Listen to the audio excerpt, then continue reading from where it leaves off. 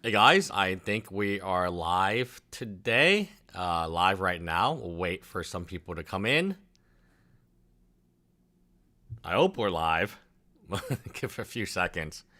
We have a few announcements once more people come in and once I realize if we are live.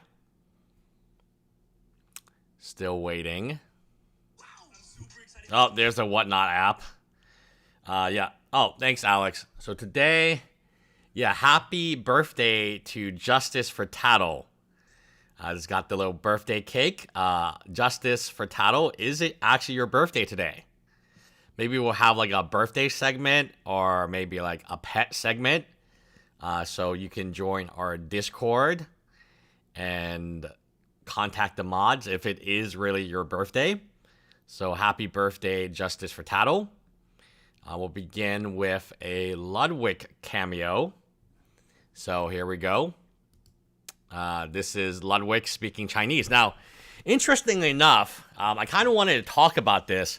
They said they would be AFK today. Oh, go east to Lagos, Nigeria. Yeah. Oh, man. Yeah, that was the video. That was the video. Yeah, so just for Tattle, happy birthday to you. If there are any other birthdays, let me know. Let the mods know. Or put it in Discord. New brick by brick. Tony is Josh Johnson, the chosen one, since he is Joseph Smith's descendant. Yeah, absolutely. So back to Ludwig.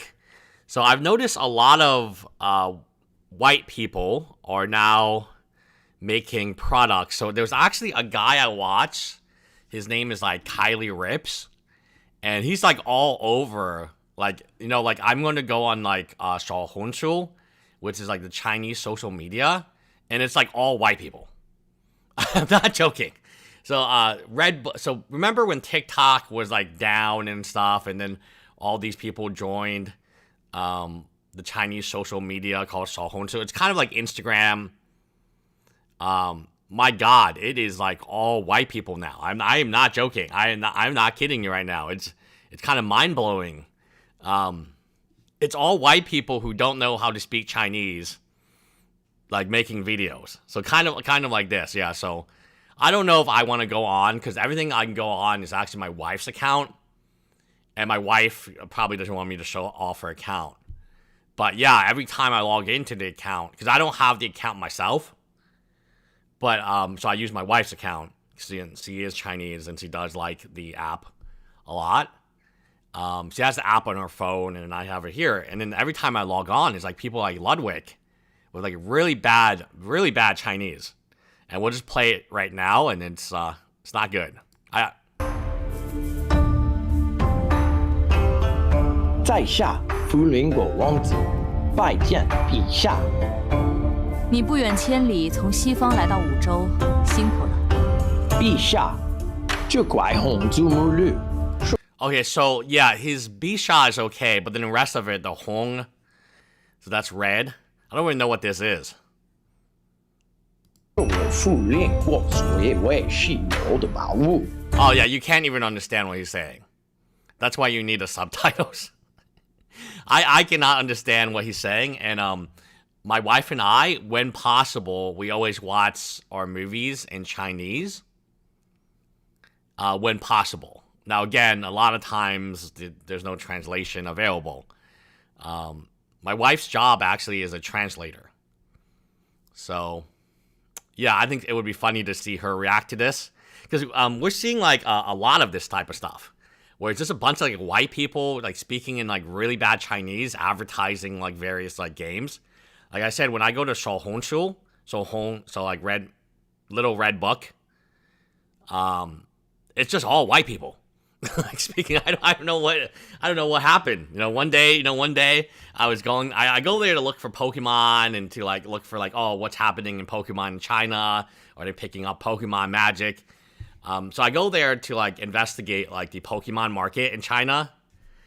So it's like all like, it's pretty much this.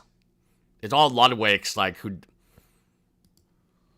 在我们心中，红祖母绿象征着永恒的生命。So a lot of times people think I have like a lisp because there's certain like vocab that does not exist in China. But it's the same thing. Like if you're American and you speak English, then you go to China, there are just certain words you cannot pronounce because it simply does not exist. The tone and the way you pronounce it does not exist. Right? So again, like this is really, really bad. Because I think there's certain pronunciations, like there's certain, I forget what's called. It's like pinging. So it's called pinging. There's certain things that Westerners like don't. There's like a really good guy on YouTube. He lives in New York City. He used to live in New York City. I was watching him. And then he had to move because New York City is kind of crappy now. But he speaks really good. He speaks really, really good Chinese. This is not it. This is not it. 名利和不衰的勇气。 Yeah, again, there's like certain things I have trouble pronouncing. I moved to America when I was 2.5. So the language I actually learned as, like now that I know my daughter's around 2, that's when you really start picking up on language. And my grandparents who only speak Chinese, they raised me while they raised me. I would pick up from daycare and so on. So there are certain things in America, and because I learned Chinese as my first language, certain things in English, American English, right? Not like Great Britain English, that like I just don't like. Like for instance, like TH, like free, D's, like if I put too many of them together, it's hard. Because TH just does not really exist in Chinese. That pinging does not like. I could show you a pinyin book. Maybe I have it. Like we're teaching our daughter some Chinese right now, so we have all these Chinese books and stuff like that, and you won't see like TH. Very common. This is why Ludwig is having a problem right now in this video game. Like no one in China is going to understand what he says without subtitles. 唯有女皇栽培的盛大。有心了，朕很喜欢。 It does look like X. I was reading comments. It kind of looks like XQC. It does look like XQC. 得陛下喜欢是福临国的勇气。 No idea. You're barely understandable. Like barely understandable. Like without subtitles, it would not be understandable. 在下仰慕湖州坊。 No, completely like. Wow. There are some actors actually. I think it's a Korean actor. He's in Community, and he pretends he's Chinese, and he just makes up like fake vocab, which I find it hilarious. So like, there's this actor here. I think he's Korean. Yeah, Ken Jeong. I think he's Korean, right? But many times his role is to pretend to be Chinese, but he doesn't speak Chinese. Is he Korean or Chinese? Oh, yes, he's Korean American, yes. So, in many characters, Ken Jeong, is he fluent in Korean? No. Oh, he's not even fluent in Korean. Okay, that makes sense. So I don't understand Korean, so I assume that when he's talking Korean, that is actually really Korean. Yes, but in many, so he doesn't even speak Korean, by the way. So, of course, how could he speak Chinese? But in many characters he plays on online, he's like Chinese, right? 王华主义，意即在古言汉语，若受能得如华。 Hassan speaks better Chinese than Ludwig. I've heard Hassan speak Chinese or practice Chinese. He's got like the Chinese song. And I think Hassan is from Turkey, right? Initially. That makes kind of more sense because like Ludwig is just white. He's not going to get Chinese. Like, there's not that many white people in the English-speaking language who get Hassan because he speaks a different language. So what I found is not necessary. Like, so Ken, sometimes he'll, like, speak, like, fake Chinese, and it's kind of funny. But I don't think he can actually learn real Chinese because he doesn't even know, like, real Korean. So what I found is people who speak 2 languages can pick up a 3rd language a lot easier. So when I was in high school, I had to take like a 3rd language. I chose French, right? But I also learned Spanish now that I'm in Houston. My Spanish is not like super great, but it's enough to communicate on a basic level. So I found the main factor in like in learning a language quickly is if you already speak 2 languages, and a lot of people do. Most people in Houston, they speak Spanish and English. So to teach them a 3rd language like French or even Chinese would be a lot easier because they're already used to speaking 2 languages. They're used to going from language to language. I would not be surprised if Ludwig only speaks English. 黄并店一二 I think Hassan speaks Turkey, no? There's Senior Go, yeah. See, and then Ken also in the community speaks. He's a Spanish teacher, right? So I think Hassan. Have you seen young white dudes who raise up all the foreign baddies by pulling random languages out of nowhere on Omega? No, I don't go on Omega. That is a platform I don't think I go on very often. But yeah, anyway, this is kind of my experience, like,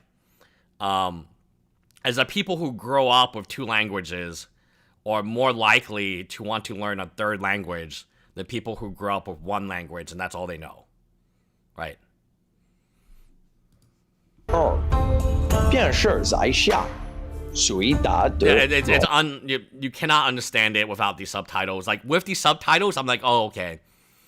I kind of, yeah. 光 去向婉儿请教吧，朕还有要事。 So the woman speaks perfect Chinese. Hassan was born in New Jersey. But did he grow up in a family who speaks... actually, I'm kind of curious.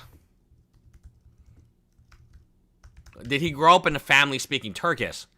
Yeah, so he grew up in New Jersey.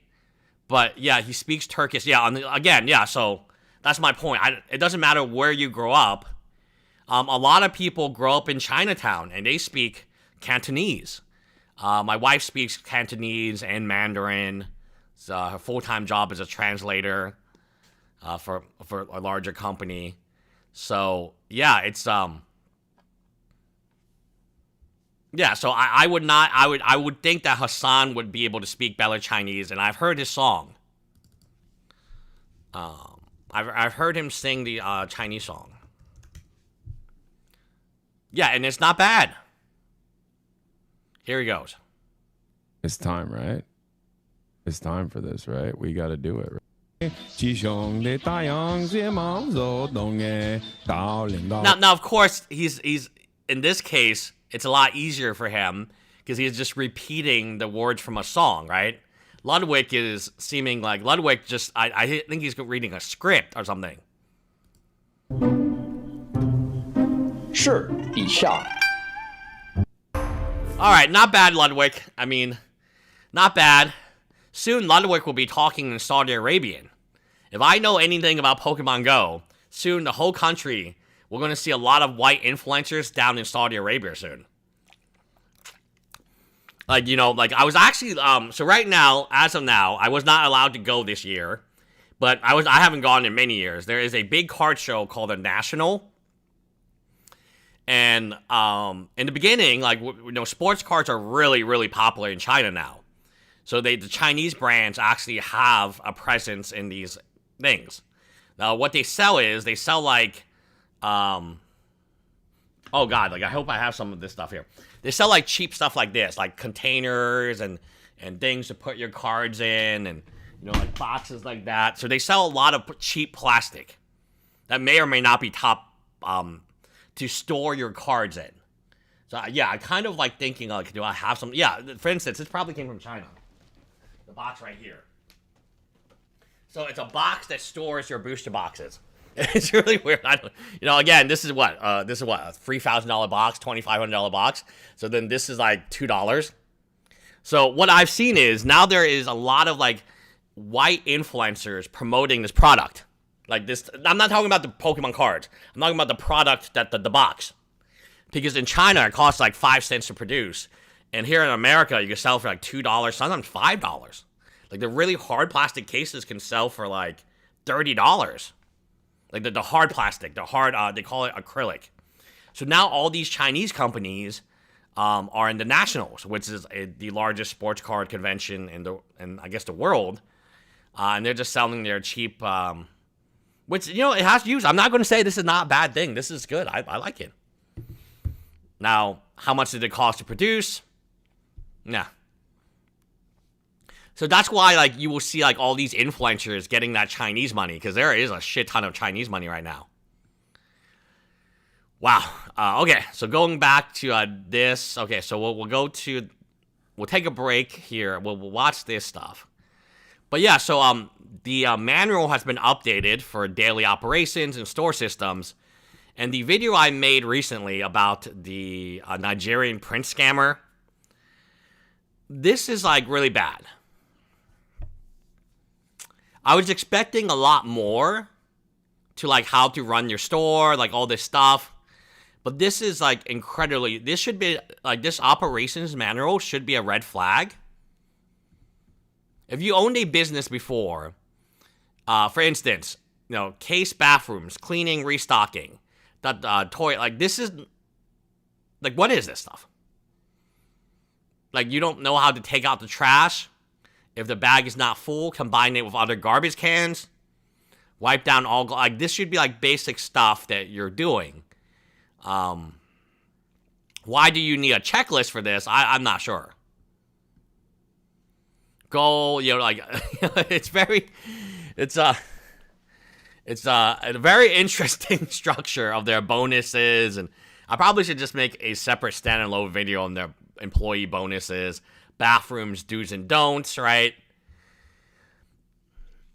I just think at the end of the day, it's too micromanaged to really help. Like, it's not a system that should work. And the more I look at this is now that I assume this is an entire operations manual, otherwise it's being leaked slowly, that this doesn't actually offer any value. So, it's kind of looking more and more like allegedly a scam now. Like, who would, like, look at this and say, like, oh, wow, cool, let me pay you $40,000 for this? Now, I understand the argument people are making that they bought a trusted brand. At the time they were buying it, instead of building up their own store like Billy is, so Billy's got to do branding, he's got to build up trust with the community, he's got to do that. You're just buying a name, right? You're buying a name, you're hanging up a sign. Oh, thank you, Goosey. Ludwig went east, you went west. Yes, exactly correct. Exactly correct. I think at the end of the day, like, they're really buying isn't really a system. The system doesn't work. They're buying a name. And previously, the name was like a trusted name that people would go to. But now it's absolute garbage. Okay, let's take a look. Yeah, I saw a Reddit post about this as well. Do you want to take a moment to confirm that I reached out to a previous employee who had named the birds, and they did... probably Queen of Bricks, no? So there was only 2 previous employees. There was that one guy, and then Queen of Bricks. And they were fighting for $100, and Queen of Bricks won. So either the employee is Queen of Bricks, or it's the other guy who lost to Queen of Bricks. Confirmed to me that Tattle and Tail were named after the Legends of Zelda. Heck yeah. I'm not even going to try to say it because I'm going to mispronounce it, but everybody who was like, I think that's what they're from. Oh, Justice for Tattle where here. The names came from. They did confirm to me. So okay. Okay. So actually, it was a employee. It was an employee who named the birds. Now there's 2 of them. Tattle and Tail were named Tattle and Tail by her employee. So I didn't know there was 2 of them. I just heard of Tattle. Is there a second bird called Tail? And what happened to Tail? Oh, the guy. Oh, okay. Wow. Okay. I apologize. It's actually a woman. Okay. Cool. That is interesting. So actually, there were 2 women employees. Okay. Wow. Okay. There were 2 women employees. Queen of Bricks was one of them, and she won. So I wonder where the other bird went. Oh, Tail died. Okay, R.I.P. Tail. Tail got sick. Okay, Tail got sick and died. Okay, so it's only Tattle left. Oh, Tattle's lived a pretty tough life. Tattle's lived a pretty tough life. You know, and hopefully Tattle is alive, but it seems unlikely at this point in time. All right, let's continue on with the video. So I just got a message from an anonymous source that I know, and here's what it says. Ammon's wife sees no wrong. She is the social media Nazi for the franchise. She's actually the social media administrator. She doesn't see any wrong with what he's doing. I wonder. Of course not. I wonder how proud she is of her husband, who's a sorry piece of garbage.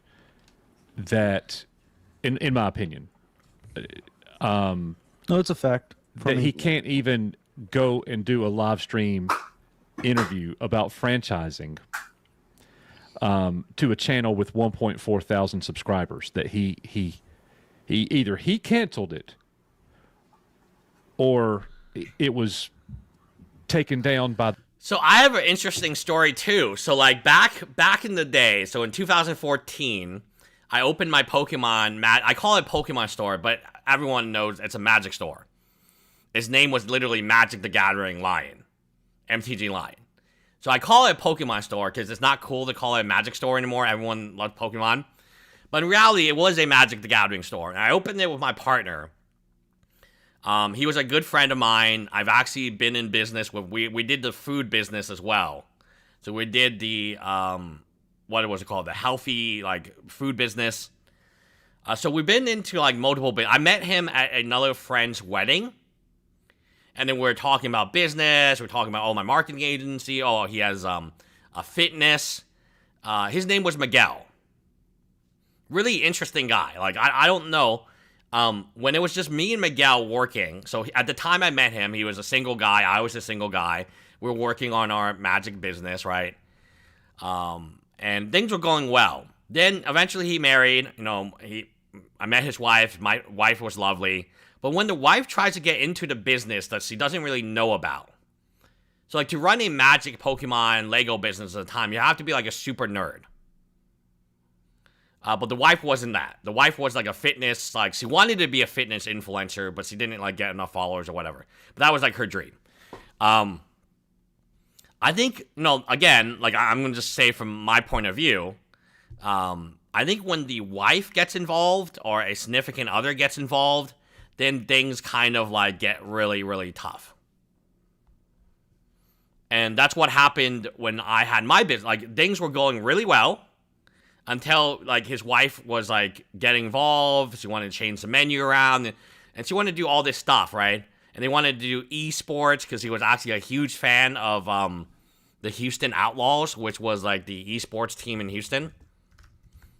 They bankrupt, by the way. So this company no longer exists. Yeah, this is them. Because... whatever reason, again, I don't watch Overwatch, but I think Overwatch, like, the league just died or something. So in 2023, which is the last time they were actually relevant. But she used to do, like, cosplaying for them, and she used to be paid by them, too. So, yeah, so we were actually partnered with these guys here. But they're no longer in business. So, this is their last video from 2 years ago. And, yeah, so once the wife got involved, then the whole, like, atmosphere kind of changes. It kind of sours a little bit, like, because now it's, like, 2 against 1. So, in my opinion, had his wife not got involved, I would still probably own a Pokemon store today. Or I call it Pokemon. I still would own this retail store today. I think just bringing the wife involved is, it was tough. It was tough, right? She had her own opinions, she had her own things, and that's right to have, but it may make sense if they own... So I'm not surprised that Ammon's wife is involved, and probably making things much worse. That's been my experience anyway. You have a goal, you have, you know, understanding of a partnership, and then the third party suddenly interjects herself into it, and then it didn't work. Like at that point, I just said, okay, I'm going to take half the inventory, and then I'm going to sign over the company to you. You guys make an esports company. Good luck. And that was the deal. So the deal was I get half of all inventory, including all future inventory. I get half of the current inventory, and then I get 100% of the future inventory until our contract expires for a distributor, which was another 90 days of inventory. And then you do the store. Now, the store, after a year of him and his wife running it, went to 0. And I know when I left, it was very healthy. I know it was profitable. In fact, I know the exact profit was $100,000. I know the revenue was close to $1 million. So in year 2021, the revenue was like $800,000, and there was about $80,000-$90,000 profitability without the owners taking salary. So I left them with a really solid store, and within a year, Overwatch died. I think something happened to Overwatch League. I'm not positive. This was like 2023. And then, like, the league just collapsed. And then the Overwatch team that they had, like, so many contracts with, they didn't honor their contracts, right? Because, again, their team just is gone now. And then the cafe, which was called Esports Cafe, went to 0. Almost like overnight. When Overwatch League failed, their cafe failed too. Okay, so when failed when? I'm actually kind of curious. Oh, you know, yeah, exactly the calendar, right? Correct. So I left the company in 2022, early 2022, handing them over everything. The rent was removed from me, moved to them. The distribution contract with my friend, that one they didn't want to carry anymore, and that was going to expire in 90 days anyway. So I took the 90 day. I paid out of my own pocket the 90 days of inventory, and then I know the first thing he did was he gave himself a salary, give his wife a salary. That's where all the extra money was. But then they bet the whole farm on the Overwatch League, and it just collapsed. So they weren't even selling Pokemon cards anymore at the time. They were doing a full-on cafe, plus like watching for Overwatch, plus like a LAN party. I don't exactly know. I've only been to the place one time after, and that was to pick up some extra. That was to buy some extra Pokemon product that he had that I wanted. Or a Magic product. Probably it was Magic product. I've substituted Pokemon for Magic, but really, truly, it was all probably Magic product. In fact, those boxes are behind me right now. What's it called? Modern Masters? No, Modern Horizons. So that was the only time I visited in like 2022. But then I heard from, friends of friends that the company went belly up. Because it tied itself to the Overwatch League. It specifically tied themselves to this team here. So they had players come in, sign autographs. They had, it was a completely different business model the wife wanted.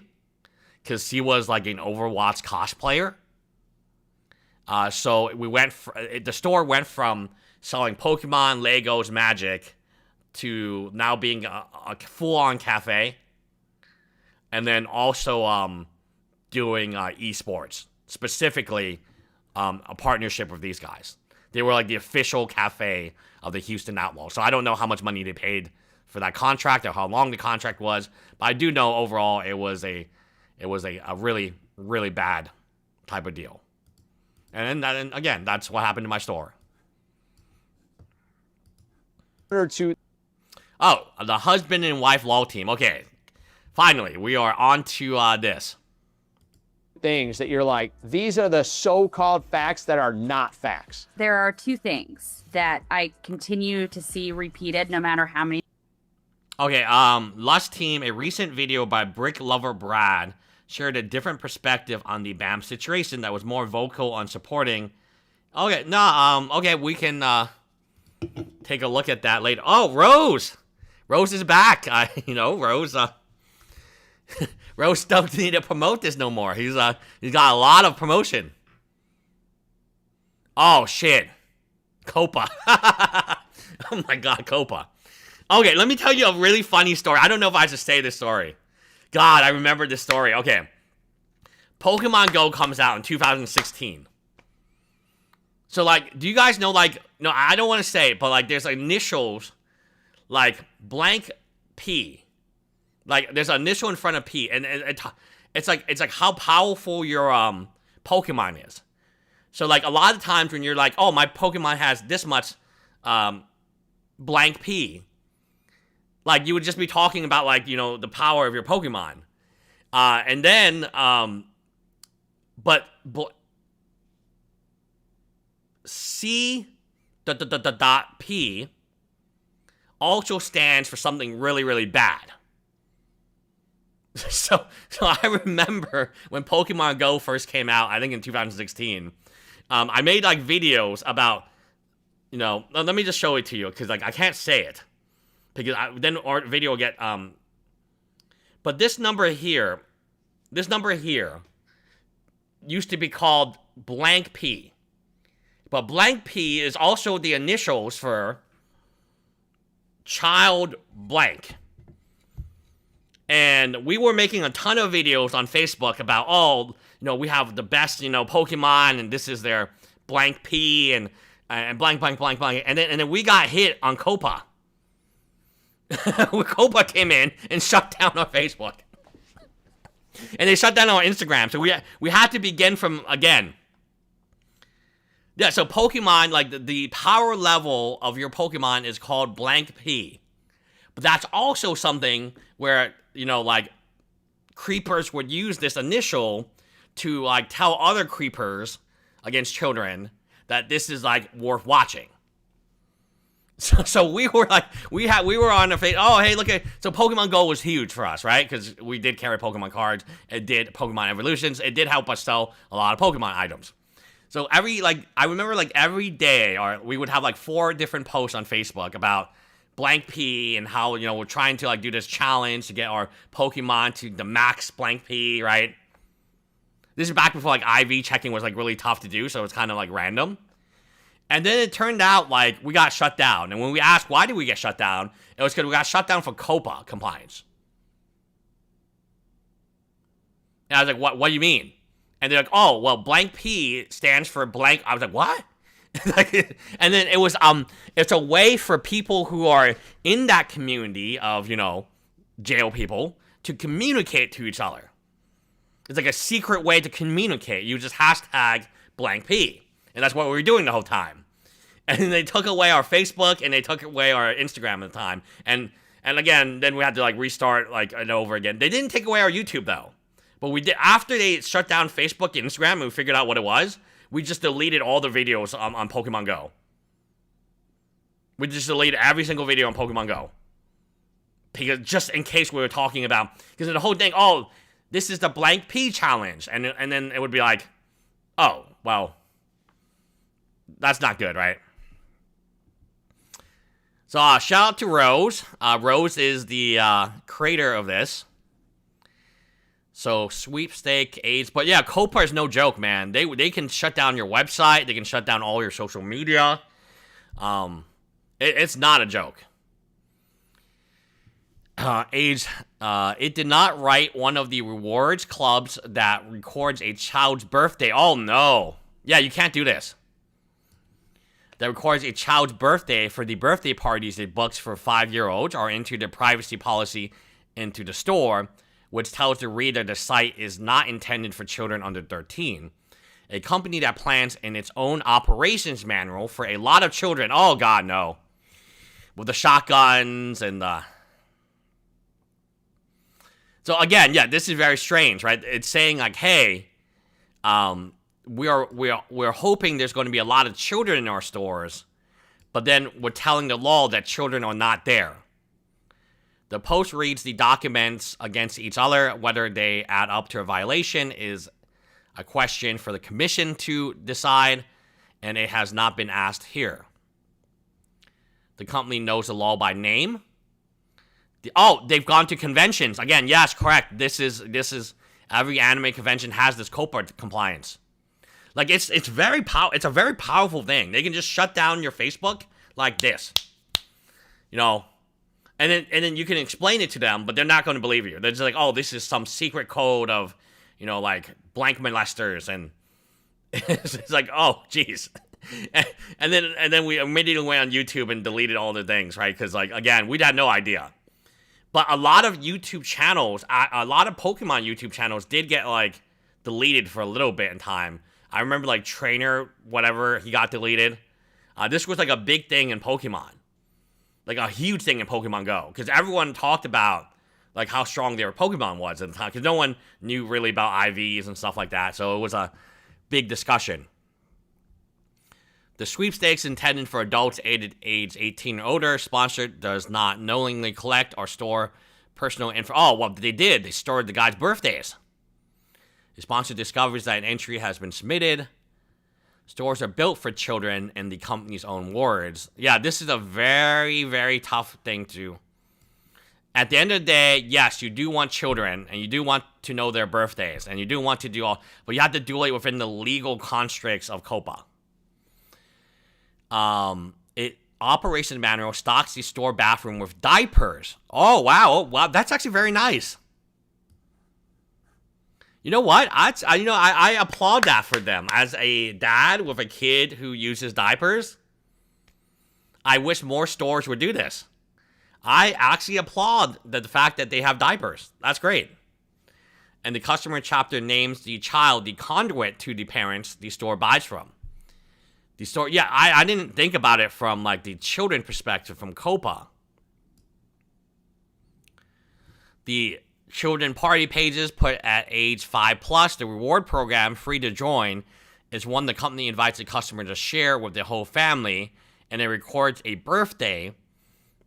The store pages promise a reward on your birthday, subject matter, the toy every child associates with the word, child-oriented activities, the party and build part, and the mini. Remember, this is a store that Almond McNeff wants every store to have a shotgun just in case Reckless Ben comes by.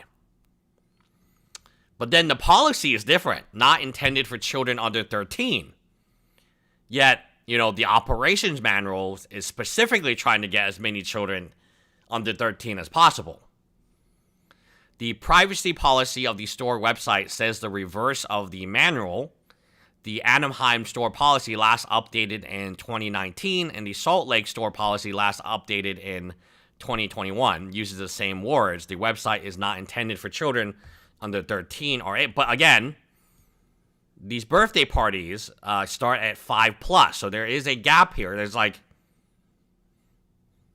I also don't know, like, if a lawyer wrote this stuff. So a lawyer typically does write the operations manual, or at least checks it. So and a lawyer typically does write the policies, the store policies, and the website policy. So I'm wondering if, like, Almond McNeff wrote this himself to save money, or if they actually did have a lawyer look at it. Okay, Child Protective makes it unlawful to collect personal information online with children under 13 without first giving parents notice and getting verifiable parental consent. It reaches an operator two ways: a service directed to children or any operator with actual knowledge that is collecting a child's information. No parental consent step was found on the rewards enrollment, on the party booking, or anywhere on the store site a child's information is entered. The disclaimer does not close the gap. It may widen it. The word doing the work and we do not knowingly collect is knowingly, and knowledge is exactly what the party booking that name of the child of the stated age or rewards account. I think the rewards account is more problematic than the birthday party. The birthday party, you can just assume that the parent's paying for. But the reward account, technically, a child could just go online, register for the reward account without their parents knowing. This is almost kind of similar to, like, a child, like, registering for a gambling website, right? It would be very bad. And then they could actually register. So a gambling website, actually, you couldn't do it unless you, like, had a fake birthday. But on this scenario, they could do it. So let's imagine a child wants to go to Bricks and Minifigs for their birthday, and they're expecting like a special gift. And they just go online because they read somewhere, or another child told them. They went online, they registered, and then they, wanted their special gift. So then they put their name in. It could be pretty bad. This happens in like Roblox and Minecraft a lot when they're trying to collect their names. The penalty per child is $53,000 on the Microsoft case, so it is a large amount of money. Yeah, okay. Thanks, Rose, for the update. Very interesting update. How many times I try to correct the record, and that is we do have a signed consignment agreement with Brian, a legally binding consignment agreement between Brian Mansell and the Salem Stores LLC as represented by me. And so the Salem Store LLC as represented by Crystal. Now, who owns the LLC? I think Crystal owns the LLC.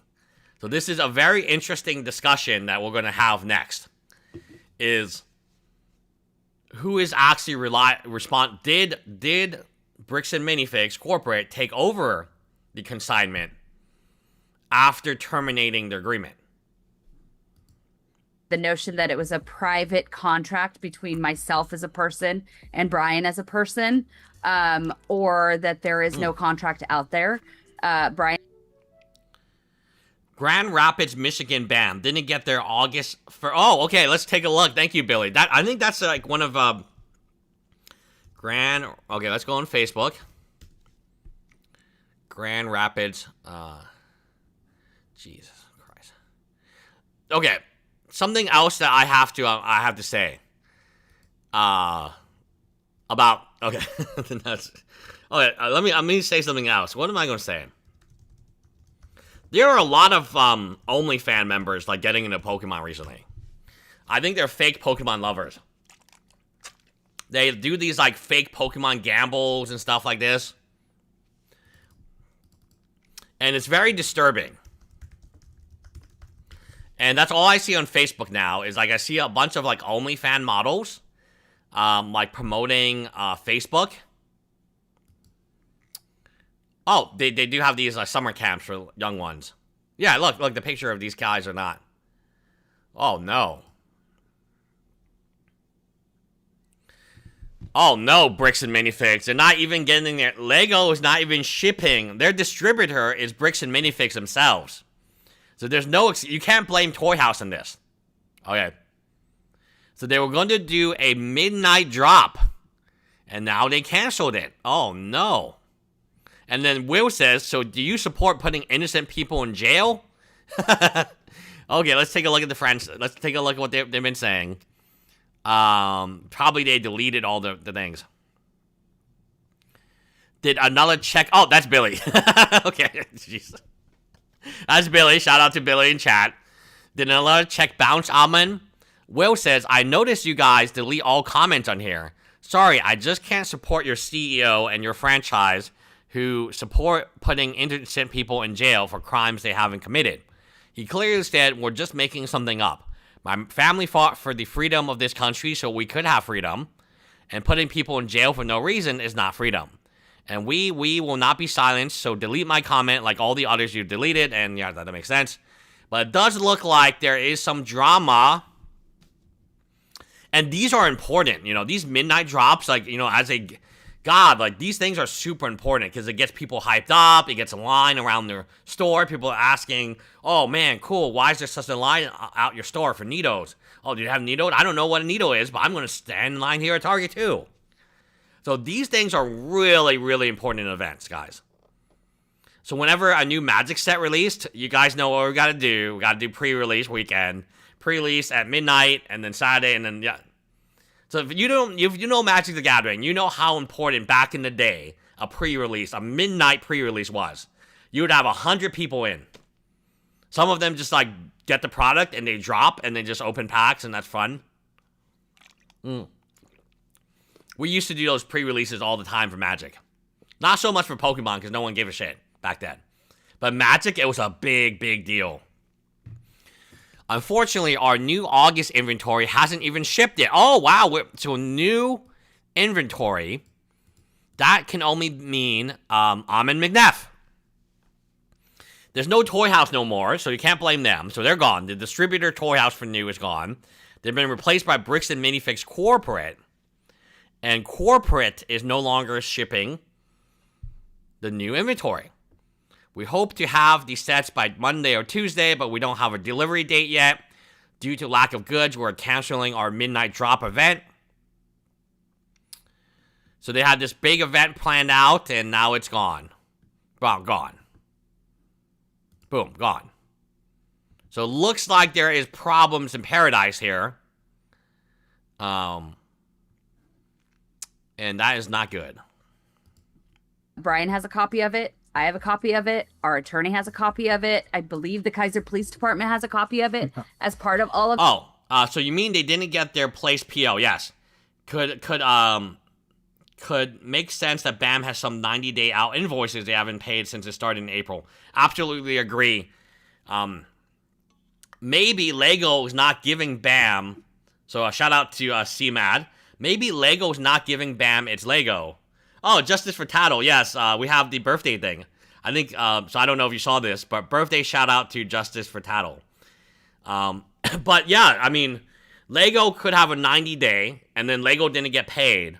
And Lego's like, no, we're not going to ship you anymore. And they're like, wait, what? You're not going to ship us anymore? And it's like, oh, no, because you got to pay for your invoices that you owe us.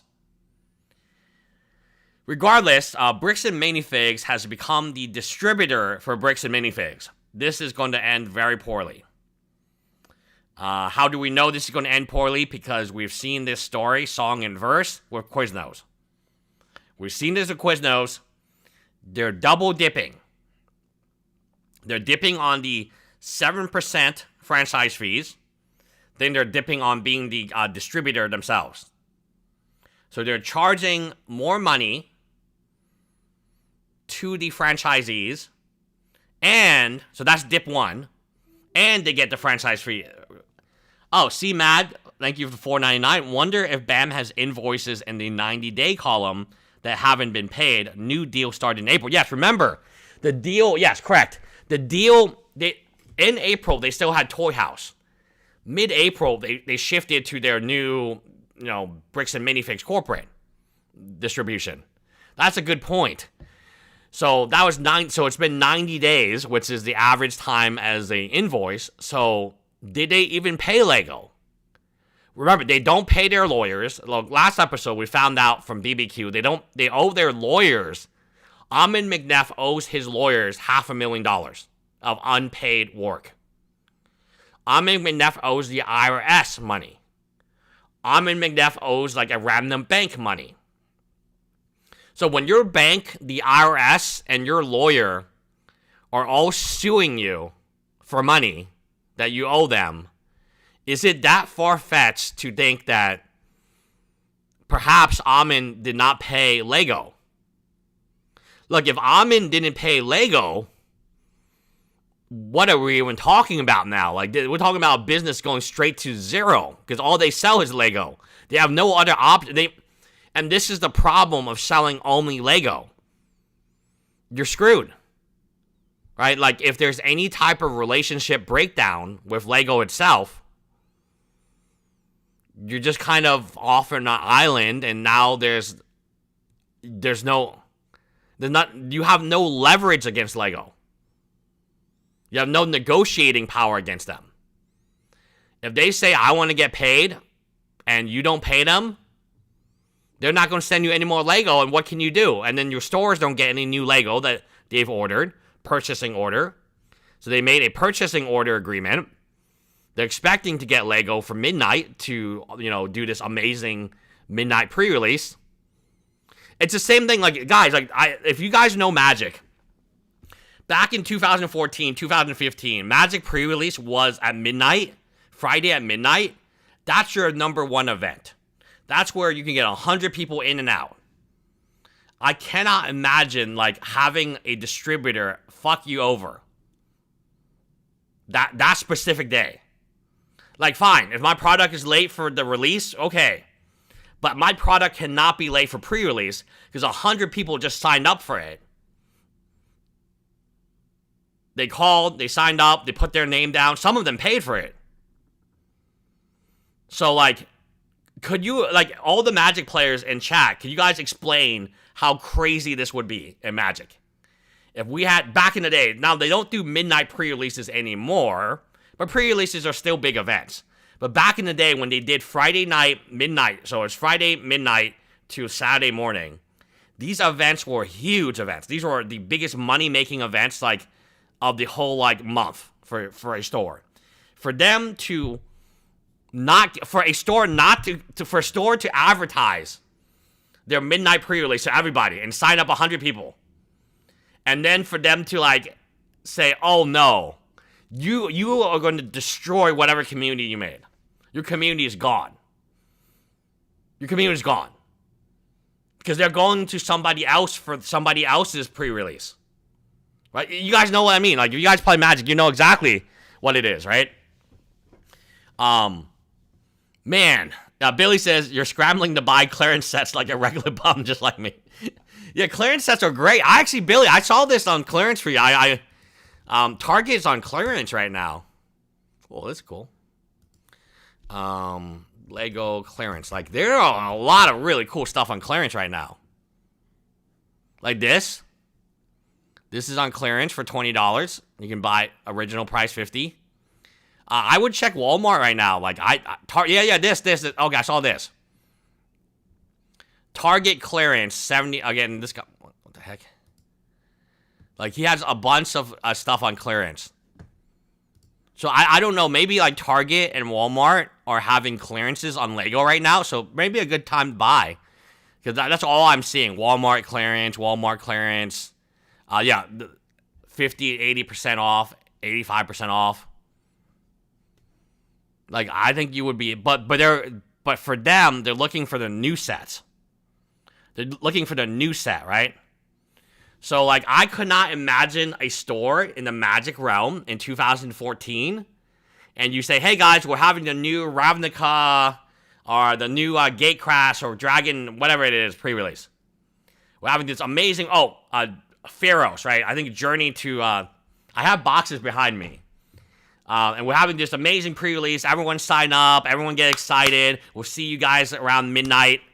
And then they get there. Like, 100 people get there. And they're like, oh, well, our supply got canceled. You would have single-handedly destroyed your, like, store. And that's what's happening with Lego stores today. They were told, oh, we're going to get this product early. We're going to have a cool midnight release for all of our cool customers, our night owls. We're going to promote it. And then, bam, no inventory. God, and some people, like, you tell in the store, hey, we're having pre-release. Do you want to sign up? Oh, I'll sign up. They're not going to check Facebook. And that's the worst thing you can do. Is, like, when they come in the store and they're expecting to, get the new product or whatever.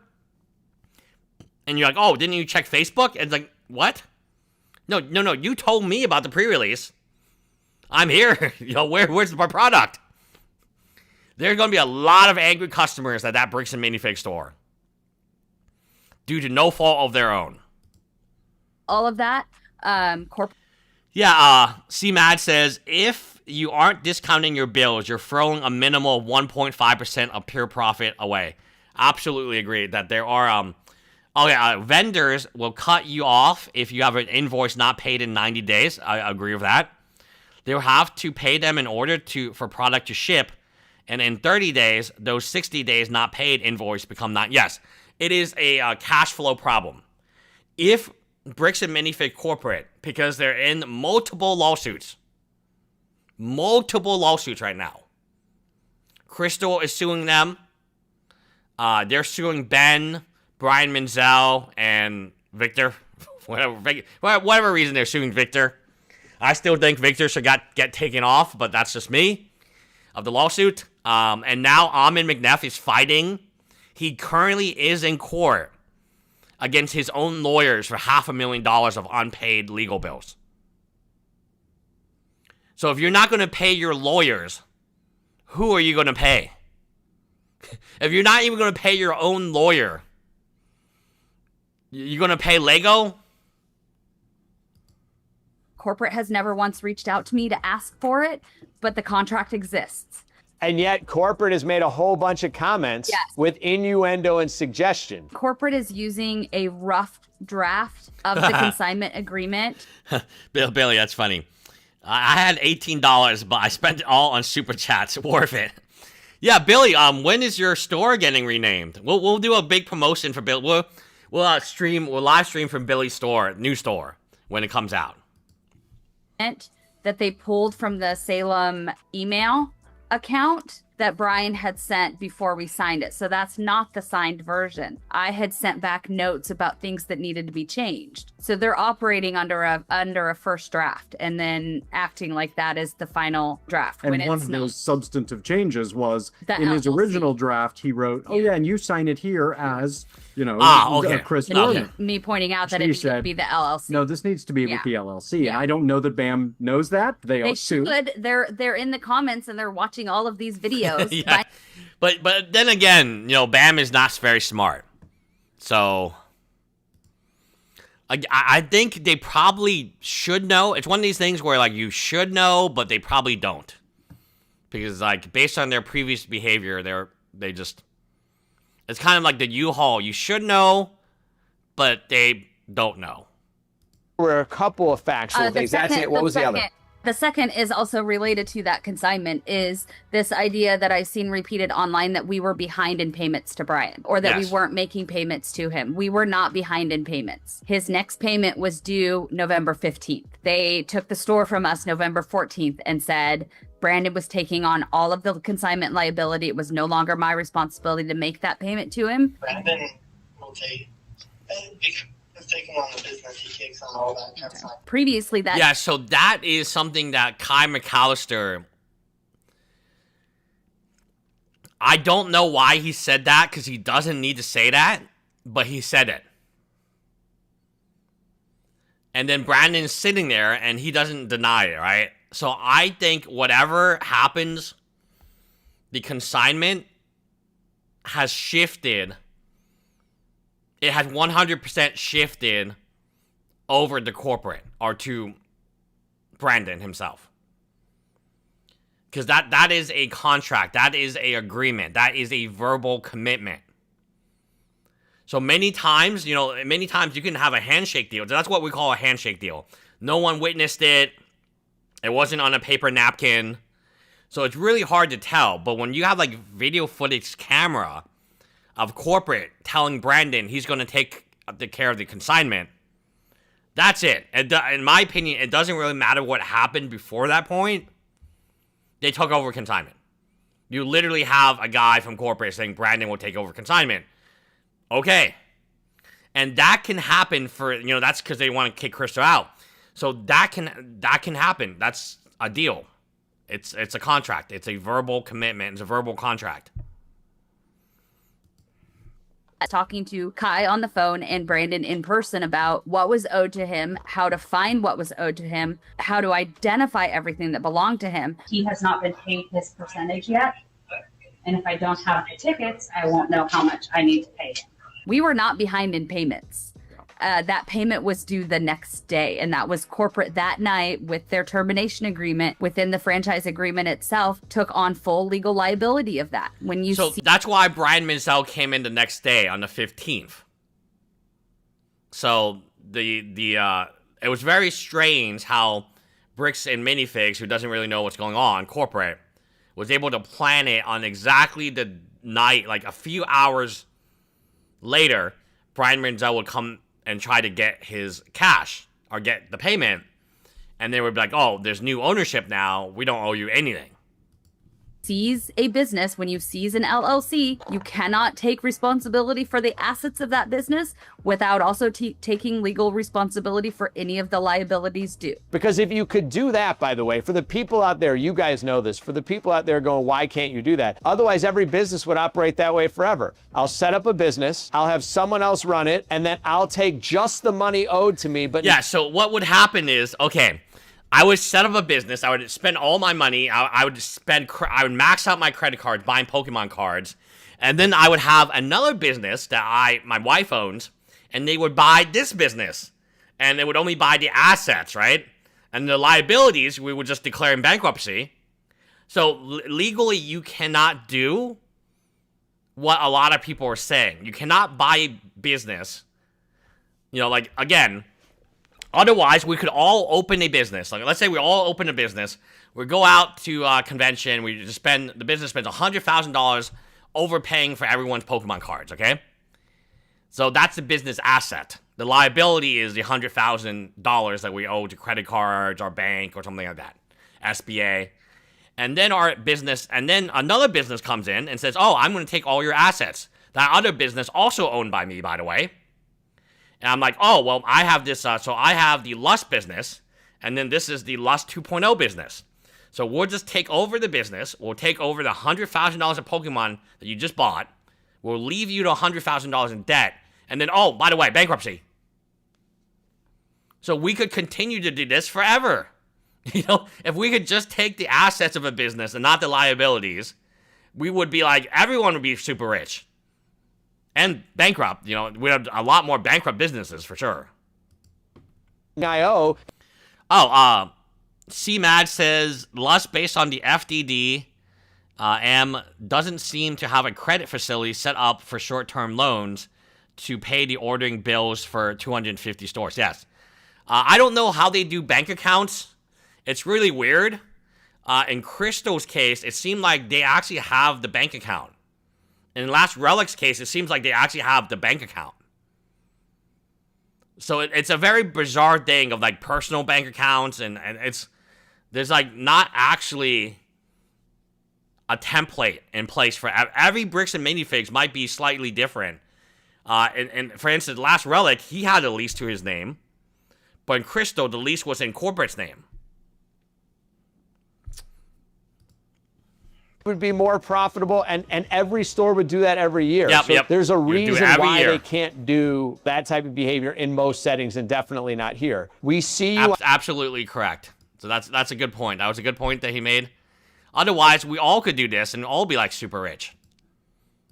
You're asking, I want to refute it. Reckless Ben recently in an interview saying there's an equal chance that the previous owner stole some and the new owner stole some. And then combined with that was that at some point you guys located some of the Lego that belonged to Brian and his father. And then you said, look, we found it. We're going to make sure you get it. You went through everything you could go through. But the combination of finding that Lego, which some people might go, well, that's great. Shows how honest they were. However, for the people who hear what Reckless Ben said, and listen, I've been pretty vocal. I never knew who Reckless Ben was before all this stuff. And I give him credit for using his platform to try to help people, because we need more people who are willing to do that. So I don't know the guy. I don't know his motives, but I can say here, I'm very glad that he outed someone, but you guys fall under the umbrella of the potential someone. So when you hear people say that, your reaction is what? I'm going to answer this one because Ben's natural inclination is always going to be to defend me, and I'm gonna save you from that. I'll be honest. When somebody sent me, I was at work. Somebody sent me that video and said, "Go to this mark. How dare he?" Basically, and my first response from that was not pleased. I was furious. I was not pleased. I have now since come around. I can understand why he said it. I may wish he hadn't, but there's a lot of things that that I wish people weren't saying. But I can understand essentially on twofold of that. And I think you'll understand one part of this much more than the average viewer. Reckless Ben has always been clear from the very beginning that he is doing everything that he's doing for Brian Mansell. We have been clear about that. He's been clear about that. Oh, I forgot. No, I'm not laughing, Crystal. I forgot. Do you guys see Reckless Ben's newest? You guys can unbelievable. Have you guys seen like Reckless Ben's videos? Apparently, YouTube is like blurring out his face from his own video. Like it's the most bizarre thing ever. Like I haven't watched this video in some time, but there's a lot of like blurring. Contract without even reading Look, it. thank you. Bricks and Minifigs store. In your guys' store? Look, there's like a lot of blurring here. Like it now blurs like everything. Like there's like a random. Okay, is that like a raindrop? But look, there's random blurring everywhere. It's like weird. Like a piece. Like what is this? Not in a harassing way. Not in a. Like what is this? You want to call Josh? No, I'm calling the police. Bricks and Minifigs is still doing the same thing they've always. He was going to be in town, and Yeah, he like was that. going to Look. stop by and just take a look. Long time just to get her to look. Route you want to go, and I go, that's What is really the this? route you want to go, rather than just letting me walk in there. So Brian called the store to see what was going on. Called the Last time. I do not want that. You're not handing me. No. Okay. But we're getting back in. What are you talking about? Of how they. Oregon. Yeah, it's like different like sizes. Yeah, I'm actually a franchise owner of the franchise too. The CEO of this company knows. Bricks and Minifigs doesn't give like a okay, like what? This stuff didn't exist before. It's very strange. Very strange. Very, very strange. Oh, it's a glitch because the YouTube blurring tools are terrible. Okay. I just found that it was very strange. Thank you, Alex. But also, like, as a journalist, he has to maintain that sense of neutrality. You know, the things that we can prove that everybody hasn't already seen yet, that's going to come out, whether it's in mediation, discovery, in court, in front of a jury. However, anything that hasn't come out, like, he's operating under what he has, what most everybody else has seen. So I can understand him not wanting to say very clearly, while wishing he hadn't phrased it that way. I can understand why he would want to maintain that sense of, you know, journalistic neutrality. As a human, not like I wasn't super happy about it, but as a journalist, I get that. The other side of that is corporate, like BAM is attempting to make this civil RICO case and claiming that we are colluding. There are even perhaps some claims that we are paying Reckless Ben to make corporate look bad. Or he's paying us, it's not or clear. He's paying us, or Brian's paying us, or we're paying both of them. Corporate has even tried to claim that our attorney is somehow in on the collusion, that it's all a grand scheme of I mean, I'm sure you the store that day. What percentage-ish, and you can, I'm not asking for 27.6 or 82.3, but how much of the collection that Brian had given you was still in your possession and had not yet been sold? I'm glad you're asking, because this is important for folks to know. I don't have the spreadsheet in front of me. It's minuscule though. It was what was in, because it was what was in the garage that was from the convention, and as soon as we found that, we returned. That was the other part of the question that you had asked previously. The recovered Lego, like, because what happens with this, and I'm going to ask you it this way, and I'm going to ask you it like I'm their lawyer. Ready? Yeah. Right. For a long time, this process was going on, and you pointed the finger and said, I gave corporate a spreadsheet, corporate came in, it's on video, and then fast forward, and it's like, oops, we actually have some, it's in our garage. How can you explain the statements you made before and reconcile that with the fact that all of a sudden you're giving these new Lego, you know, to Brian going, oops, our fault? For someone who doesn't believe you, that looks like you're not telling the truth. Right, especially, and I understand if it was, you know, if it was a third of so the... I am so glad, no offense to Horny Ben, I'm so glad that we interviewed Crystal with Crystal. You know, I think Ben was in the background and he was like, oh, I gotta get... But I'm so happy because I think that, like, presented her better. Again, I think for our channel especially, I'm very glad that we... no offense to him, he seems like a great guy. Horny Ben. that our interview was with Crystal and Crystal only. That way we got her perspective, and there wasn't like this kind of overarching protection. Now, I get it. He's her husband. He feels like something bad has happened to her, which it has. So he is very protective of her. But again, it is really good to see like Crystal's like... I think in every other interview, I've seen them together. I think our interview, like, somebody correct me if I'm wrong, is the only time Crystal has been without Hornben.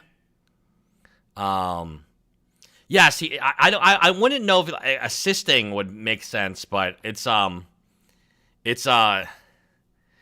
know, it. Oh, okay. CMAD says need to ask an owner how it works. BAM cuts purchase order to vendor, product ships to store. BAM on the hook for the bill, not the store. BAM then bills the store. Yeah, I think that's how it works. Yeah, I can ask the franchisees, the current franchisees, right? Yeah, so that's interesting. Was in our garage or something, that would be a nightmare. We're talking. Oh yeah, but let's not use subjective numbers. So yes, corporate had access to that spreadsheet on the store's Google Doc. Corporate, which, by the way, you had created. Did you know they were coming in that day? No. So that spreadsheet, I created a copy of the one that I was working on. Was it September? I think the date on it was September, because Brian and I had spoken because we were coming to the end of the consignment agreement. He wanted a good sense of where we were at, what was sold. So I created a copy to email to him. So when corporate says multiple sets of books, it was literally a duplicate of a spreadsheet. The sets that were returned to Brian, we would take his sets to comic conventions. We had 2 companies that were doing comic conventions together, are Not a Pipe Publishing and Bricks and Minifigs. And so we would get booths together. So we would separate out what convention stuff. And this makes perfect sense. These convention booths are expensive as hell, man. Anime Missouri just happened. And like I didn't go because we have, you know, I take care of my daughter on weekends. Full time. I took care of her last night too. So, you know, I'm not going to get into like too much of the weeds, but yes, I used to get tables at like Anime Missouri for my Pokemon store, and it would only be like a few $100s. I remember like $300. It was like a really good deal because like you get 2 passes and you can go in early, and like, you know, they're actually like, but now the tables at these conventions are so outrageously expensive.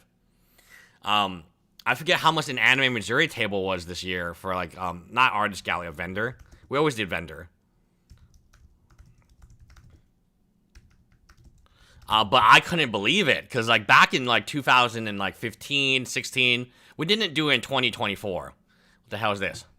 Oh no.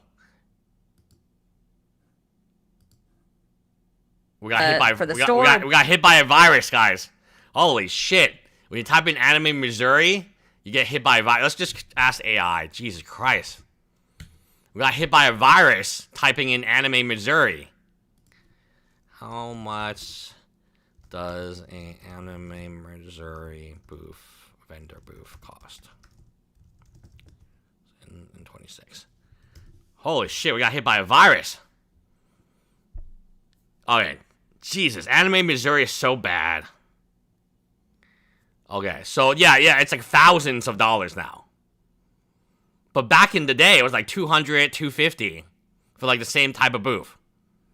Oh yeah, it's like $4,000 for the Elite. We didn't have the Elite. I think we had like the standard corner or something like that. We had like probably like this, $1,000+. We get 2 badges. Yeah, so the price of these conventions, it does make sense that she wanted to combine the two. So I'm saying like that doesn't. That's what I did. I combined my marketing agency with the with our toy store. Mention stuff was for the publishing company. Now let me break that down really quick. You guys separately own the publishing company. BBQ. BBQ. Who thinks Lus already had the virus on his computer? No, I only use this computer to live stream BBQ. Yes, welcome BBQ. We both owned both businesses. So we both own. Yeah, so that's the same as me. I am 49% owner of Not a Pipe Publishing. He is 51. And then for Bricks and Minifigs, I was 51%. He was 49%. He was 49%. When you guys would go to a Comic-Con or whatever it was, you would bring product. Some of that product belonged to your own set, the publishing company. Yeah. Some of that product belonged to Bricks and Minifigs, also your company, meaning the franchisee portion of it. Yeah. Yes. And so you would have to keep track of which was which.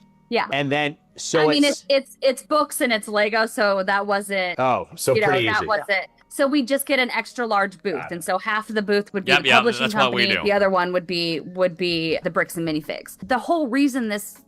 Yeah, that's exactly what we would do too. Because like it didn't make sense to like not do it because the booth was so big. So half of it would be the store, the Magic store, and the other half would be my marketing business. So we would just split a vendor booth. So that's like, you know, people think, oh, that's mixing. It's just what you do, right? Because of the price of these things. Entire thing started with corporate coming in and seizing the store is we had planned to move to Europe. You know, in hindsight, we probably, because financial constraints, we ended up coming back. I did not know this. August is a huge launch month for Lego when they drop their second half major releases. Odds are Lego just did not fill BAM yet because in the eyes of Lego, BAM is a nothing. Walmart buys more, yes. So well, August is, so the reason that all these stores are like having like 50, 70% off sales is because they're trying to bring in the new sets, which they're not getting. So like, if you don't get the new set, you're dead upon arrival. Like, I can tell you as somebody, like, you need the new set when it comes out. The first day that it comes out, it must be in your store. Otherwise, your store is dead. So something like, people don't know how big of a disaster this is. But if it's anything like Magic the Gathering, this is a massive disaster. And if this is not only just Grand Rapids, it's like every store. Oh, yikes. Big yikes. If every store is not getting their new August inventory, which is all the newest, coolest sets, everyone's watched on YouTube, they watch their favorite YouTuber, M&R, talk about it, and Emersaurus, and all these other people talk about, oh, I'm excited for this. It reminds me of Funko releases as well. Like, everyone's discounting their old inventory a massive amount. That's why, that makes perfect sense now. Okay, that makes perfect sense to me. Because why is Walmart and Target selling their inventory for 70% off? It's because they're expecting new inventory to hit very soon. If you don't have new inventory, you don't have customers. If upon release day, we have the newest Magic set. Let's call the newest Magic set. What do we want? Throne of Eldoran. Let's go back and pass. If on release date, we're supposed to get Throne of Eldoran, and we don't get it, and we have all these pre-orders and stuff, we're dead to our customers. We're just dead. Our business is going to zero. Our customers are not going to trust us. Next time, they're going to pre-order with a competitor. Next time, they're not even going to come into our store. Like, it is so important to have the new product on the day of release. So, like, I cannot emphasize how big of a deal this is if they're not getting their August inventory, which is their new release for the back end of the year. Which then, I guess it makes perfect sense why Walmart, Target, Barnes & Noble, everyone who has Legos is massively discounting them right now because they're ready for their new... So they're all going to get new inventory minus Bricks and Minifigs. But we moved forward with the plan, thinking that corporate would abide by the franchise agreement, give us the inventory, make things right. And so we moved forward. And it was as we were going through. And let me give you an example of how bad this would be. It would be like Magic, Pokemon 30th anniversary. This is a huge set. This is the set everyone is dreaming of. Everyone, oh, holy shit. I thought those were the new cards. This is the set everyone wants, okay? Look at the pre-order. They're selling for this much money. This only costs $50, and they're $60, and they're reselling for 10 times the price. It would be such a disaster for any store to promote they have this product coming in, and then on day of release, they get no product. You would have been spitting on the face of every single customer. Even if those customers didn't pre-order, you would be so screwed. Like, on the magnitude of how screwed you would be if you are a store, local Pokemon store, and you've been advertising, you're getting this product, you're getting this product, you're getting this product, and suddenly the day of, you don't get the product. You wouldn't, I fear you wouldn't have any customers that left. That's how big these release drops are in Pokemon right now. And they were big in Magic as well with the midnight pre-releases and so on. If Legos is anything similar to this, this is a horrible, horrible thing that happened to this store and other stores. I wonder if other stores are also canceling their stuff. I wonder, right?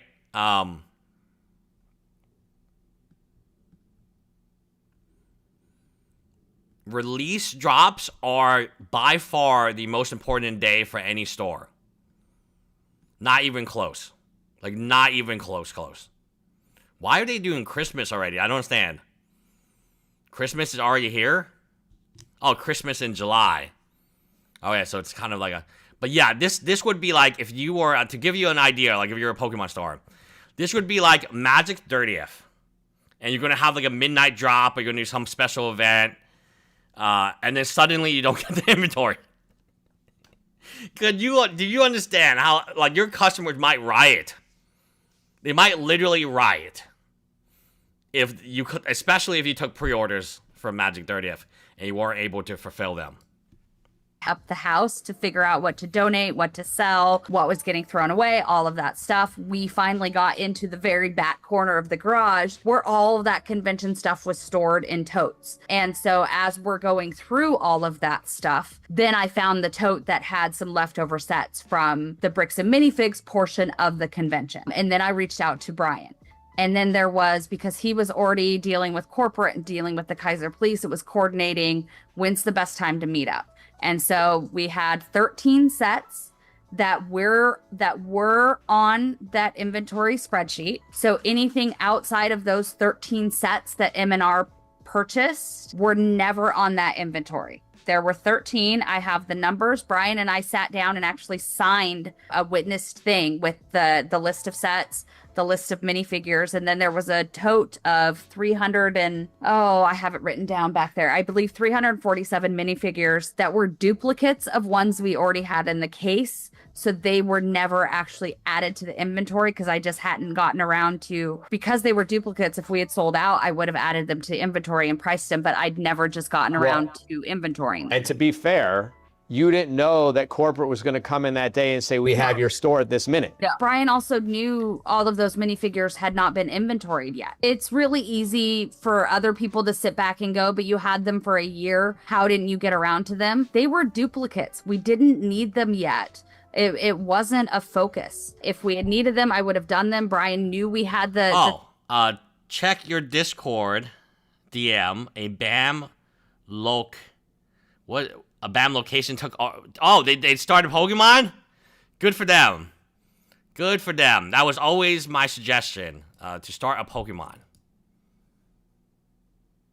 Oh, god damn, it happened! Holy shit. Congratulations, Bricks and Minifigs Cincinnati East. Wow, they started reselling Pokemon and Magic. I thought this was not able. Like, I have been told. Oh, see Mad Marines, thank you for the $4.99. Holy moly, we're going to talk about this. When you try to do central distribution without having the infrastructure to do it, yes, I think Bricks and Minifigs looked at Troy House and was like, you know what? We can make that money. But they don't have the infrastructure. They don't have the delivery. They don't have the systems in place. I 100% agree with your take, C-Mad. They probably jumped in on it and said, oh, it's probably easy to be a distributor. But they don't have the connections. They didn't want to put in the work. Holy shit. They carried Pokemon. I was told verbatim by an active franchisee, they literally cannot carry Pokemon. Like, this is like the death. But oh man, what a Bricks and Minifigs Cincinnati East? There's so many of these things. Gee, this is like, oh, okay. Let's see what people are saying. Are they very excited for the Pokemon? Pitch Black is the new one. Oh, okay. Fairfield, Stronger Together. Okay. All right. So this one has decided to speak out on the situation, and now he carries Pokemon. This is a new set, by the way, Pitch Black. So he has all new sets. This is all new. So now he is carrying Pokemon. Let's give him a thumbs up from the Umu page. We have also a limited amount ETB. Yeah, ETBs are good, which will randomly place on the... That's smart. I like the random placement. Okay, wow. Okay, they took my advice. They're going to make money now and survive. And they also did this. This is the BAM in Fairfield. Let's listen to the audio again.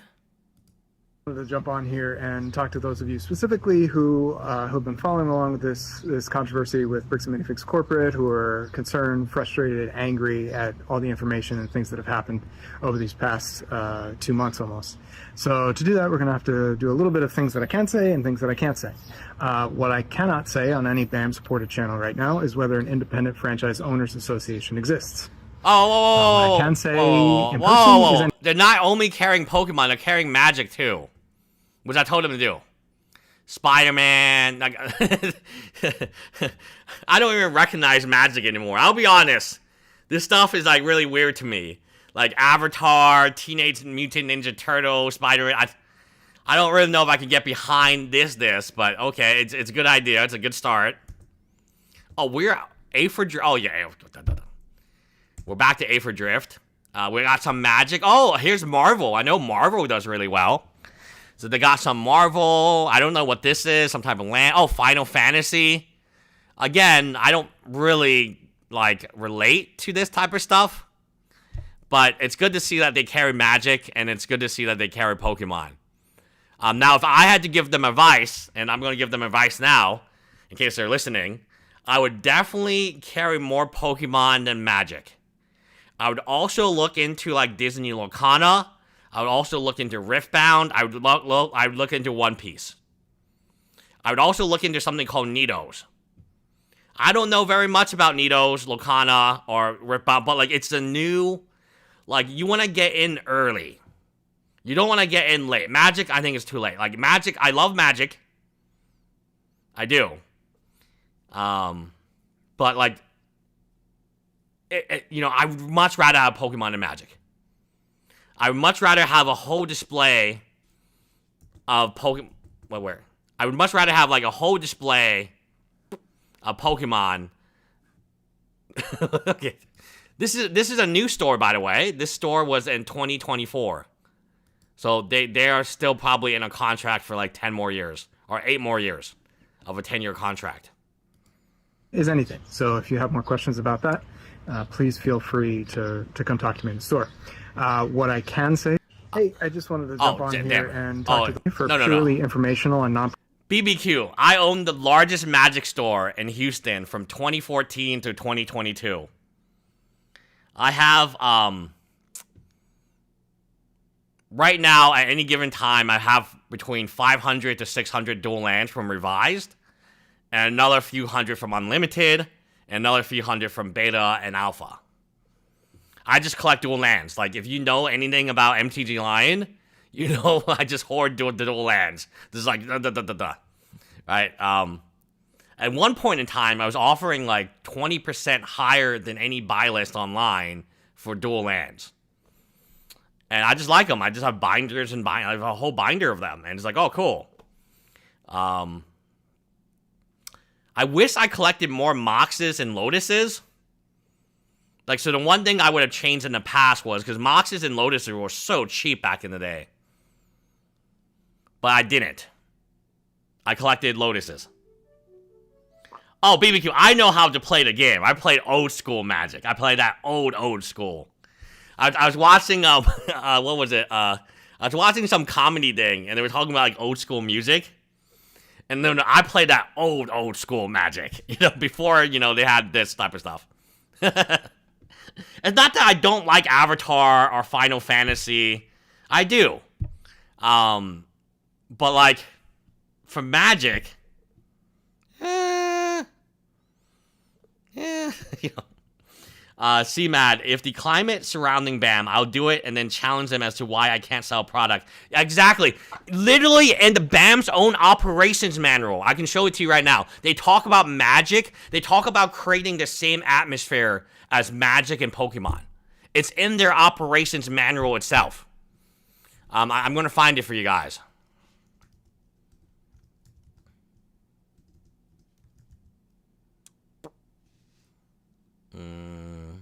It's literally in the operations manual itself. I know, I've seen it because I made a video about it. I was really surprised to see. Oh, so this is the full. This is everything. I was really surprised to see this.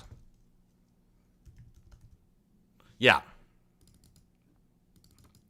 So these idiots in their operation manual literally said our business is often equated to Pokemon, Magic, tabletop games, and other similar products, and we want teens to feel like one of us, just like those places do. So they literally talk about, like, hey, like, and I read this, and I said, duh, like, this is so obvious to me. It's like, why don't you diversify? You guys should probably be selling board games too, because they bring families in. They do a great job bringing families in. Why don't you guys diversify this, right? Like, literally in your operations manual, you talk about customers. What do the customers like? Well, here you go. So it's not like they don't know. They 100% know this is what the customer likes. That wasn't, it's easy to sit back from, you know, hindsight and say, I would have done this differently. I would have done that differently. Well, and to go back to one of your previous questions, this is one of the things that still rankles me, and it relates to this. The termination agreement that they, you know, offered us and that they wanted us to sign, and also in our conversation with Kai, the representative of corporate, the night of, who was on the phone in that video, right? Yeah. They kept saying, we will provide you with a complete inventory. And had they done that, all these questions would... Okay, so we go off to 1933. Yeah, but yeah, I mean, they literally said that, hey, we are going to, we want to create the same atmosphere as a Magic or Pokemon store, but we're not going to let you sell Pokemon or Magic, even though that's exactly what the teen audience of cool kids wants to do. So, like, you literally have identified two products that you really free products, really, table games as well, that you should be carrying, that you literally do not want to like, that you are telling these people not to carry. That's so crazy to me. And they're using it as, see, we have the right to immediately terminate. Oh, I forgot this. But that language is... Oh, I forgot this. Shout out to this guy. Let's listen to his video again. It looks like other people were supporting him. Oh, this is a pretty good stat. No, I already have all these cards. I don't need them. Okay, so shout out to this guy. Oh, what happened? What happened? Okay. Shout out to this guy here. I think he makes a very good point. Talk to those of you specifically who have been following along with this controversy with Bricks and Minifigs Corporate, who are concerned, frustrated, angry at all the information and things that have happened over these past 2 months almost. So to do that, we're going to have to do a little bit of things that I can say and things that I can't say. What I cannot say on any BAM supported channel right now is whether an independent franchise owners association exists. What I can say in person is anything. So if you have more questions about that, please feel free to come talk to me in the store. What I can say for purely informational and non-promotional purposes is that franchise owners associations are completely legal and normal parts of medium and large franchise systems. Some of the things that they can do, among many, is hold corporate accountable for decisions that they feel are not in the best interest of the brand, potentially all the way up to pushing for executive leadership change. Again, that's purely informational, not promotional for any specific organization at all.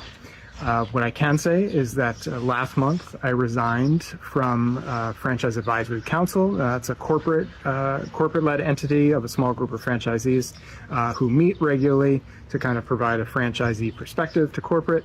I can't say why I resigned, but I can say it in person. So if you'd like to know, you can come find me. What I definitely can say is that I understand the frustration, the anger that you are feeling now. I share it. And it is a frustrating place to be in because we have also signed a very extensive and restrictive legal document that limits severely what we can say and what we can do in relation to the franchisor, BAM Corporate. Most importantly, I guess what I can say is that I get that trust is in short supply right now with this brand. What I would ask you is that even though we're not posting about this all the time, even though we're not talking about it to everybody who comes in the store, we are thinking about this every single hour of every single day. And we're I just wanted to. I would 100. Well, what's going on? TikTok? Oh, Facebook. Oh, Facebook. Doing everything in our power that we possibly can to protect this community that we have. So yeah, support this store. This is a pretty cool store here in Connecticut, Fairfield, Connecticut. Hello, BAM Fairfield community. Just popping on to remind you that you have... Oh, hold on. Cinnamon. Hey, I just wanted to jump on here and talk to those of you specifically who have been following along with this controversy with Bricks and Minifigs Corporate, who are concerned, frustrated, angry at all the information and things that have happened over these past. Yeah. Hey, I just wanted to jump on here past hold on. 2 months almost. Yeah, this is exactly what CJ is saying. Sorry for no longer visiting your store. I missed looking through your amusing minifigs inventory, but keeping away from BAM stores is the only way I know to combat BAM corporate greed. I wish there was a way to help franchise owners rather than corporate, but we have little choice but to boycott all BAM locations. That's kind of the general consensus, right? Sales are down 60% more. Sales are down a lot because a lot of the loyal customers, like CJ, have decided that I just can't do it. No, I love you guys. You guys are great, but I miss visiting your store, but I can't do it. Not saying what they think it's saying. So the difference between termination and immediate termination is if they're terminating the franchise agreement, like a traditional termination, they have to allow you a 30-day right to cure, a right to fix any defaults. If you're behind on and let me help explain that to people. The deal between a franchisee and franchisor, while each agreement is different, doesn't allow the franchisor to just steal the property of a franchisee. Otherwise, you could buy a McDonald's, make it the busiest McDonald's in your state, and McDonald's corporate come in and go, oh, that's really busy. You're closed. Today it's ours. They can't do that. That's exactly what they did, though. They're like, oh, wow, there are a lot of inventory in this one store. It's ours now. So he's right. So one part of the agreement, part of the relationship is if the franchisee makes a boo-boo, the franchisor should give the franchisee every opportunity to fix that boo-boo. And that's basically it. 25. Very good interview. Inventory back in the storage room or out where the public could buy it? It was out where the part of it that could fit on the shelf was out where the public could buy it between 5:30 and 6 o'clock. At 6 o'clock, when I locked the doors and turned off the sign, Brandon watched me take it off of the shelf, put it in a cart, and roll it back to the storage room and put it in the safe. So they knew for a fact where it was. Yeah. And then Brandon was back there in that room with me. Oh, okay. So CMAD says, Billy, so Billy says, if you ran a business, how quickly would you fire someone who turned away a potential $70K windfall for your company, who brings in $20K per month in revenue, if they turned it away because too much work? Billy, $70K in profit dollars with minimal expense, would have had to sell $300K in product at 24% to make the same. Correct. So the consignment agreement. Oh, here he is, Matt McNeff. Again, he just kind of looks clueless to me. He's kind of like the clueless brother of the bunch. But yeah, I mean, I get why they took the consignment. It is very I mean, it's $70K. It's $70K with very little risk, with little with no capital, no initial capital invested. So I get why I mean, who would turn that down, right? It was taking pictures and videos of the section of the collection and the other store Lego in that storage room. Did you take pictures of the entire store before you left it? I took pictures of everything that I could get to in time. There was a small section in the very back of the storage room behind the last case that I couldn't get to. And then there's some more parts like behind the counter where I couldn't, things might have been behind other stuff. But we took pictures and video of absolutely everything we could get to. Yeah. I forgot. This is the brother who has to tell Amin that people are human. That's his superpower. So Amin's superpower is he doesn't see people as humans, and then Matt's superpower is he tells Amin to see them as humans. Oh god, yes, that's the brother who has to tell Amin that, hey, these guys are humans. Yeah, it's kind of like a comedy act, right? Like, wow, like Amin's like, I don't see people as humans, but Matt is really good telling me I should. Get into pictures or video. Confusion, because CoffeeZilla did this absolute deep dive into our photo evidence, which was yeoman's work on his part, his team. But because we couldn't see some things, they weren't included in our And there's some sets that you can't see because my angle was wrong and you couldn't see the number. You could only identify the box. I didn't get any pictures that night of my office. Because there were we had no Lego sets in there. It was just operating equipment, the printer and stuff like that. The cash safe, different safe from Brian's collection, but where we, kept the cash and store keys and all of that. I didn't get any pictures of the birthday party room. I focused on everything that had inventory. What are you going through? Let's get into your mindset, right? Most people have never been through anything where there's this, wait, I woke up this morning, I had a business. We knew.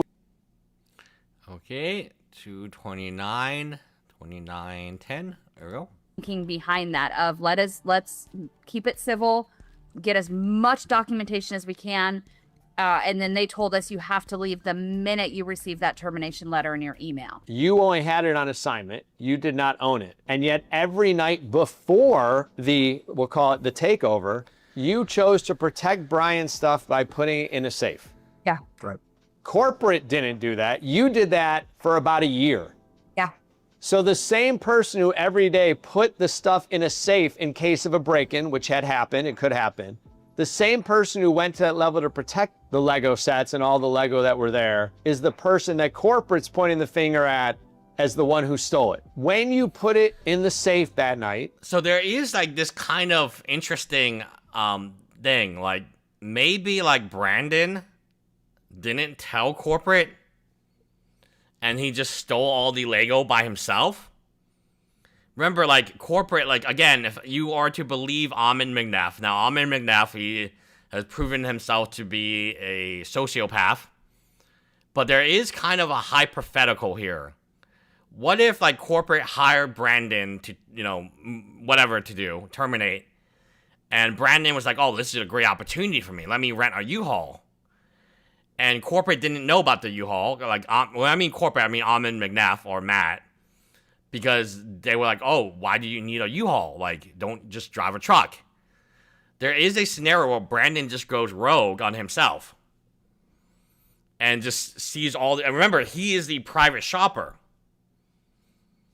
And he sees all this inventory, and he's like, you know what? Where that inventory would be best? In my store. So he knows that corporate is going to take over the Salem store. He believes corporate is going to take over the Salem store, and then maybe try to resell it to somebody that's not him. Maybe he just wants to empty out the inventory and say, oh, there was no inventory there that night, while his Eugene store is filled to the brim. And he doesn't tell Amon McNeff about his plans. And that's why Amon McNeff doesn't know that there's a U-Haul there.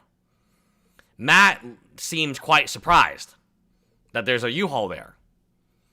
So there is kind of an interesting, if we're in like a multiverse, where, let me just throw this pitch out to you, where Amon hires Brandon to take over the store, but he's telling, keep all the inventory, whatever. He's not expecting Brandon to bring a U-Haul and then steal all the inventory and move it to the store down in Eugene. And Brandon has a history of stealing people's inventory. Remember, Last Relic says Brandon used to steal his inventory. And then they would ship it from Florida to Eugene. What if Brandon is just kind of like a rogue dude, and every time he terminates somebody, he knows there's a great opportunity to steal inventory for himself. Because the store that he owns isn't a corporate store, it's a Brandon store. Brandon makes money when he... Again, remember, Josh and Brandon are these rescuers, right? So they're going from store to store to store. If the store is being terminated, and there's some type of conflict with and then in many cases like Last Relic, he couldn't afford a lawyer to go the whole way, then he's seeing a real opportunity, just like in Last Relic, he's seeing a real opportunity to just steal inventory, put it to his store, and tell corporate, oh, the store didn't have inventory. But the only problem this time is he didn't steal just any inventory, he stole consignment inventory. Because if it wasn't consignment inventory, he could just say, oh, well, the inventory wasn't there, and then there wouldn't really be a problem. Well, as big a reckless spend would not be involved. And there would not be a big problem. So I wonder if Brandon has done this time and time again, because they are these store rescuers, right? They're here to rescue your store, but in reality, Brandon sees this as a personal opportunity just to raid the Lego sets. And by the time that it's time to rescue the store, he just tells corporate, oh, there's not enough inventory here. We can't rescue it. Brandon there, did he see you do that? Yeah. And did he was asking me about it. Oh, he was asking you what it was? Yeah. And you shared with him there was... Yeah. Here's the stickers that identify it. So you showed him the different color stickers. He saw you put it. Did you close the safe? I did not. So I left the safe open. I left 3 safes. So that's also the common thing. There were 3 in that room, and I left them open. And as we are walking out the door, you can hear me tell Brandon, I've given you the keys to the mailbox, the keys to the store, the code to the safe in the office that stored the cash, and I left the keys to the safes in the storage room back in the lock of the safe for him. I gave you the mailbox and the silver, and then the keys for the back storeroom and the safe are in the safe. So any notion that he couldn't have seen or somehow been able to access them is disproven by me telling him on camera, you have all of that. Well, I'm going to word this question carefully. I'm not asking you for a statement of fact. I'm asking you for a statement of opinion. My question is, what happened to this entire... Okay, we can skip that. U-Haul mentioned 36. 36, 36, 37. Okay, here we go. Looked up and realized and noticed that he'd been driving a U-Haul, and I thought that was odd. Just coming from Eugene, driving a U-Haul seems exorbitantly expensive based on mileage. And I was under the impression, I don't know if corporate gave me this impression or I just presumed when they said they have somebody from Eugene, I presumed it was somebody that lived in Eugene. And so the idea of somebody living in Eugene, that's like an hour and a half drive, renting a U-Haul to make an hour and a half drive didn't make sense to me. So that's why I noticed it. But what's the purpose? Like what is the purpose of renting a U-Haul or a box truck unless you need the store? Now, of course, we don't know what he was doing that day. He could have been moving an apartment, but he brought to the store a box truck. Well, it's interesting that there have been so many conflicting answers to why he had that U-Haul, because that night he was on the phone talking to somebody while I was in the store going around taking pictures. And there was a point in that conversation where he said, well, yeah, I'm driving a U-Haul because I'm going to pick up a truck later. And me thinking is he picking up, like in the back of my mind, I'm going, is he picking up, did he buy like a wrecked truck or something? That seems odd. I was just thinking it was really weird for somebody that lives an hour and a half away to rent a U-Haul to drive up here. At the time, I wasn't thinking in the context of this man is here to steal my inventory. It wasn't until, later. And then when you pair that with corporate denials of there ever being a U-Haul, and then this, long rambling story about, well, no, it was a different storage unit. And it was a different day. And it was clearly was not a different day. Yeah, they caught them lying, and then Amon McNeff does what Amon McNeff does best, and he continues to lie. Okay, it looks like we can finish most of the... How did you end up buying this franchise? Okay, 38, 31. 38, 31. Oh, right here. Is this a shocking event because this is not how they behaved? Or... in hindsight, you should have seen it coming because this is exactly the kind of people they were to you the whole time. I am shocked. Shocked. Well, not that shocked. Both? It's both. It's both. You sound like a lawyer. You can't say both. Well, okay. No, that's so well here's the explained. thing. This is interesting. I mean, I was managing the store, essentially doing everything an owner is already doing. And so it felt like I'm already doing all of the work. I'm already working the long hours. It's a dream opportunity to do it myself. But then in hindsight, knowing the circumstances behind how they fired the manager that they brought on that I then replaced and how they dealt with her firing. Yeah. And then So when she was the assistant manager, so she had a manager. So did she talk to that manager who was fired? The discrepancies and the confusion around how the previous franchise owner of that location left the business. Yep. Those all look like much bigger red flags than at the time they did. So it's both, right? I always had good interactions with them. So she was the assistant manager, and then there was a manager, and then there was another owner. Then corporate took it over. So then the owner is out of the picture. Like, what happened to the owner? Why did he no longer want to run the Bricks and Minifigs store in Salem? That would be red flag 1, right? Like, hey, like, why did corporate take over the store? Red flag 2 would be what happened to the manager, right? Like, what was their relationship like when corporate took over? Did it change? That what did they ask? They were like, oh, do you want to be the new owner? Like, so there were 2 people here that we probably will never hear from, but were very interesting stories. Number 1, the first owner before corporate took over, and then the manager that was working with Crystal, who was actually the assistant manager at the time.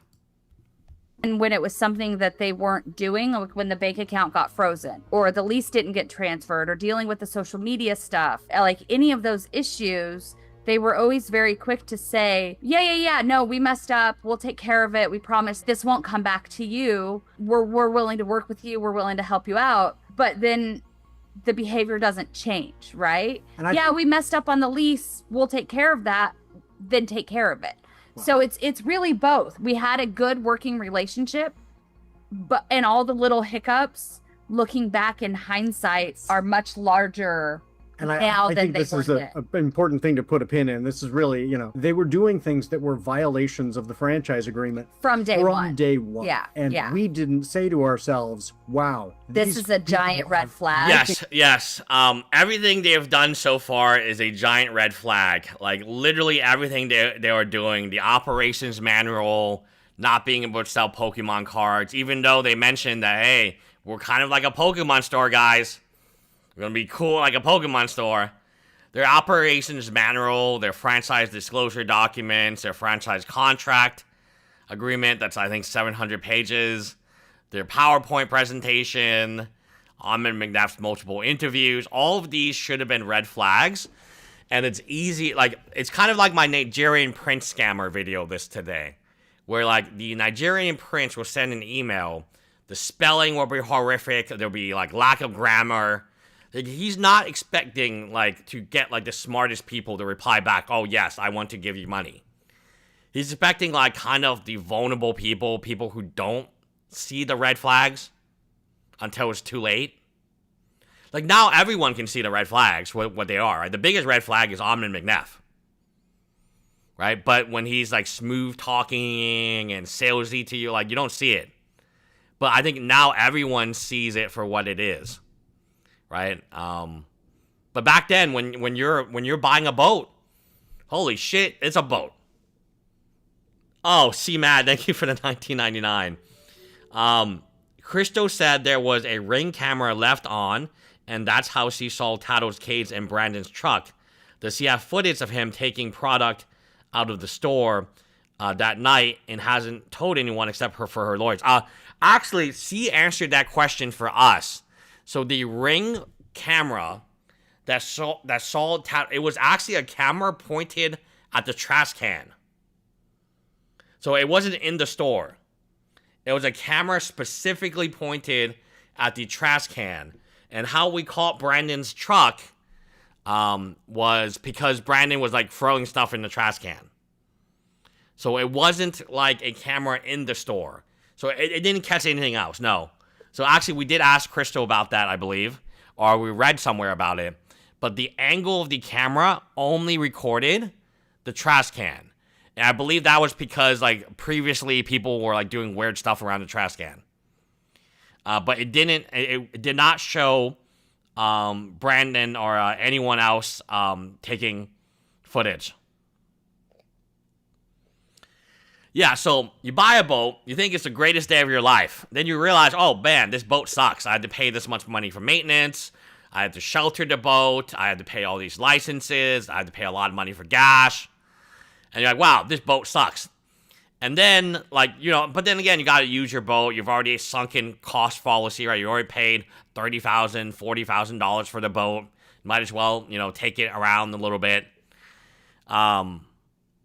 There are so many red flags involving buying a franchisee that it's like a Nigerian prince scam where you're targeting people who are very excited about the opportunity. You're targeting people who may need this opportunity, right? Like when we talked to Crystal, she felt like this opportunity really was fulfilling for her. She could help people in need. She could help the community. She had all these other things that she wanted to do by having her own business. So I think it's kind of one of these Nigerian scammers where they're looking for targets. Again, I don't want to use the word vulnerable, but I would say like who are going to overlook red flags. Right? Yeah. That's how I would say it. It's almost similar to multi-level marketing.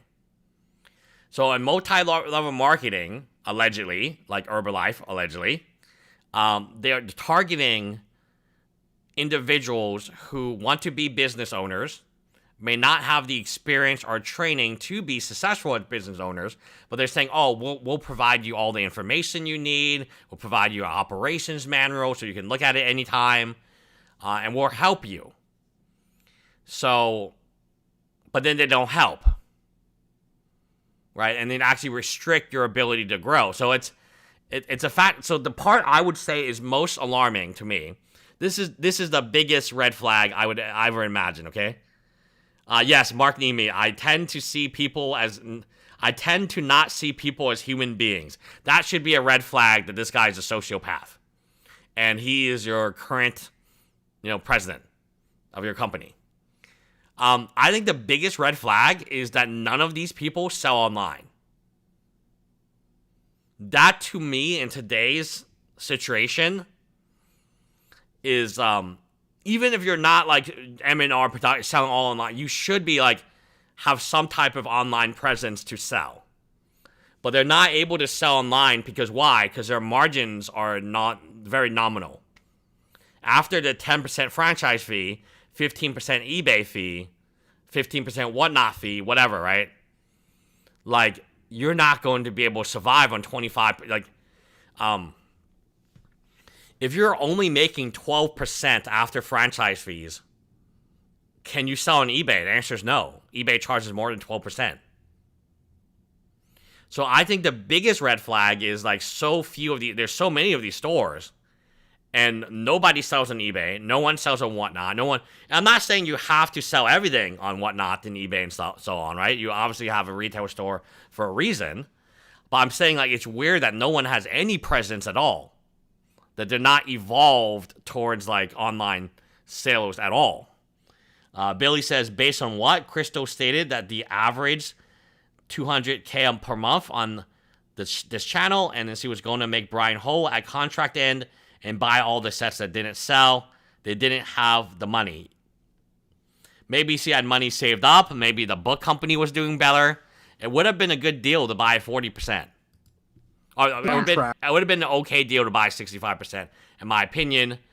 Given what I know about it, I don't think I would take the whole thing at 65%, but I would definitely take like a lot of it at like 60 or around that range.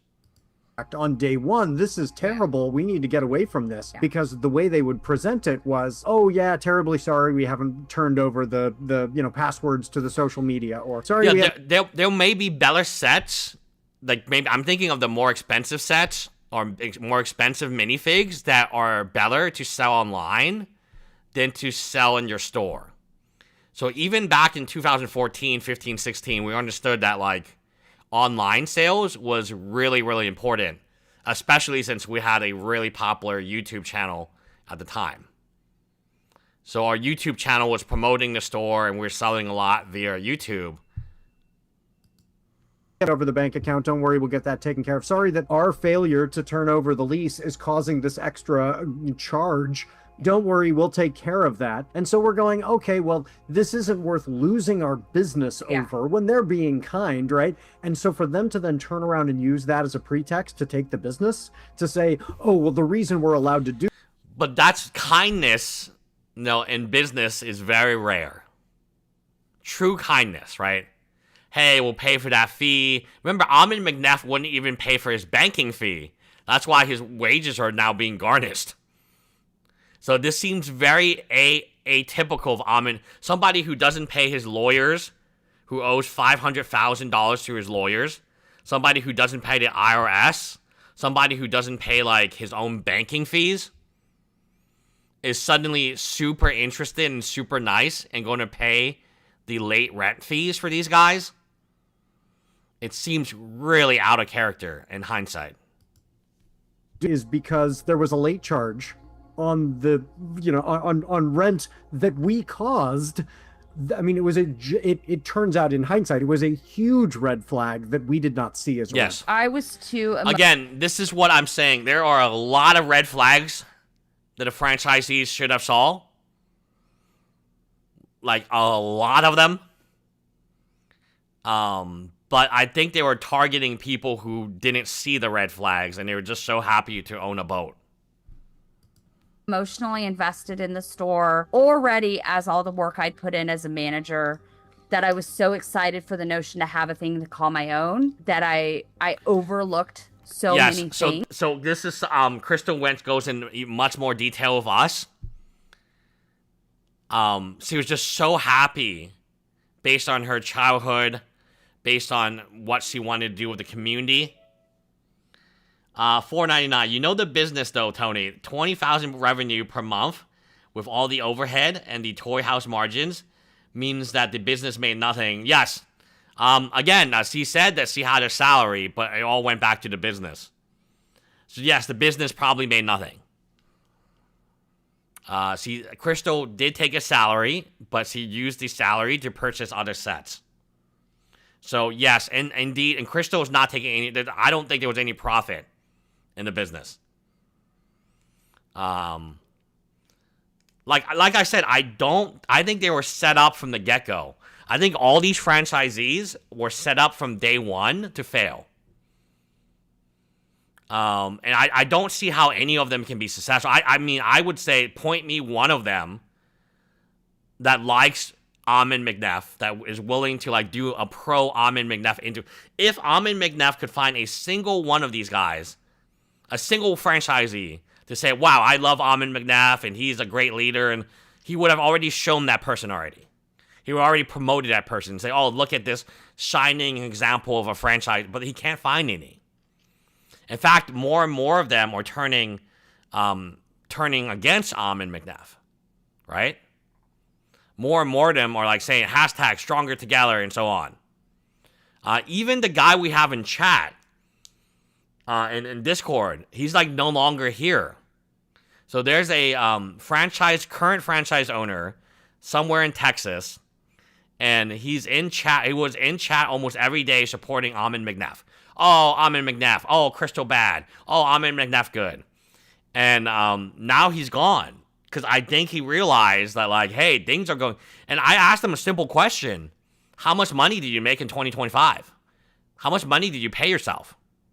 Like, you can ask a simple question right now to every franchisee, and if they're honest with themselves, they will turn on Amin. And the simple question you ask is, how much did you take in salary last year? That's it. That's the only number that matters, right? You bought into a business because you want to support your family, you want to support your community, you want to do all these great things, and I in the community appreciate this. But how much was your salary last year when you were an owner? Not a single one of them. Yeah, so the guy in chat, I'm sure that you guys have met the guy. So if you guys have been here for a while, right? He has a username, AJ, right? AJ. And he was in chat almost like every day, supporting Amin McNeff, and then now he's gone, right? He was in Discord every day, and why did he leave? Well, in Discord, he actually was showing off his guns. So I don't know, like, maybe people in chat don't understand what happened. Amin McNeff said, hey, everyone should get a shotgun. It was right after Amin McNeff made the announcement that, like, hey, I need to get a shotgun in the store. All my employees need to be armed. And he at that point, he was supporting Amin McNeff, so he was in Discord, and he showed off a gun. And then I made the argument, and then he was in chat the next few days, right? And I made the argument, like, you're not afraid how this is going to affect your birthday parties. You're not afraid this is going to affect your families and the people coming in, that they're going to watch this video of this sociopath, your boss. And your response is, like, show them that you're armed. Like, you know, I made this, and I asked them, like, a serious question. It's like, did your birthday parties go down? Like, how many birthday parties do you have today or this week compared to last year this week before Reckless Ben? So at the end of the day, they all have to make money, guys. At the end of the day, they all have to make money. You are in business to pay yourself and make money. So no matter what anyone says, that is true. And I think had I not approached it from that perspective of, I've already built a base here, I've already developed these relationships, I'm very excited to move into the ownership aspect of it, then I think, like, a lot of those things I would have picked up on had I not. Yes, there are a lot of red flags. And lots of red flags. This is a Nigerian scammer we're dealing with right now. Really good at sales. His dad, Daniel McNeff, has all these gold bars. We just got to give him our $10,000 cash, and then he'll surely split us the profit from the gold bars from Daniel McNeff. And are buying it. I love that. All right, I have one last question. The world wants to know, is the bird safe? I don't know. No. We do not know. We don't know what happened. We don't know. So I watched a couple of days after they took the store. There was one security camera that remained pointing at the dumpsters. And I watched a couple of days later. Yeah, so C-Mad, there was only one security camera, and the only angle it had was in the dumpsters. So it would not have caught if Josh took Legos to the U-Haul. Josh load Tattle's cage in the back of his truck with a bunch of garbage. I could not get a clear view whether the Tattle was still in there or not. I called animal control with a concern because it's a born in captivity domesticated bird with his wings clipped in the middle of November in Oregon, outside in the elements if he's in the cage. And I never heard anything back from that. We never got any word from corporate saying, we've changed our mind, you can now come take the bird. We've never from anything until that video that came out where they said he took it to a shelter. We're still trying to get information from corporate to provide, because in Oregon, you cannot surrender any animal at any shelter without paying a fee, signing a contract, and like giving your information. So that's part of the thing that we're having our attorney ask for them as we go into this discovery is what shelter? Where did Tattle come from? Like, was Tattle your bird before, or was the shop's bird? Like, what's the story? Well, it's one of the first things that I did after we bought the store, because this is gonna be in my dreams.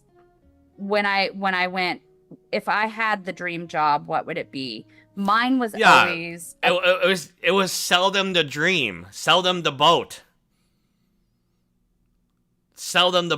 but don't tell them how to maintain the boat. You know, it's like the training was very, very poor. Like, I think more franchisees are waking up by the day. Okay, you got one franchisee finally selling Pokémon and Magic cards, which has been my #1 recommendation. You got another franchisee that's like, oh shit, we told all of our customers we're having a midnight release, and corporate, who owns the distribution company, is not giving. You can't blame Toy House. Toy House is completely out of the picture now. It's got to be corporate. They decided to take over distribution, which is not easy to do. Distribution is its own game. You need contacts.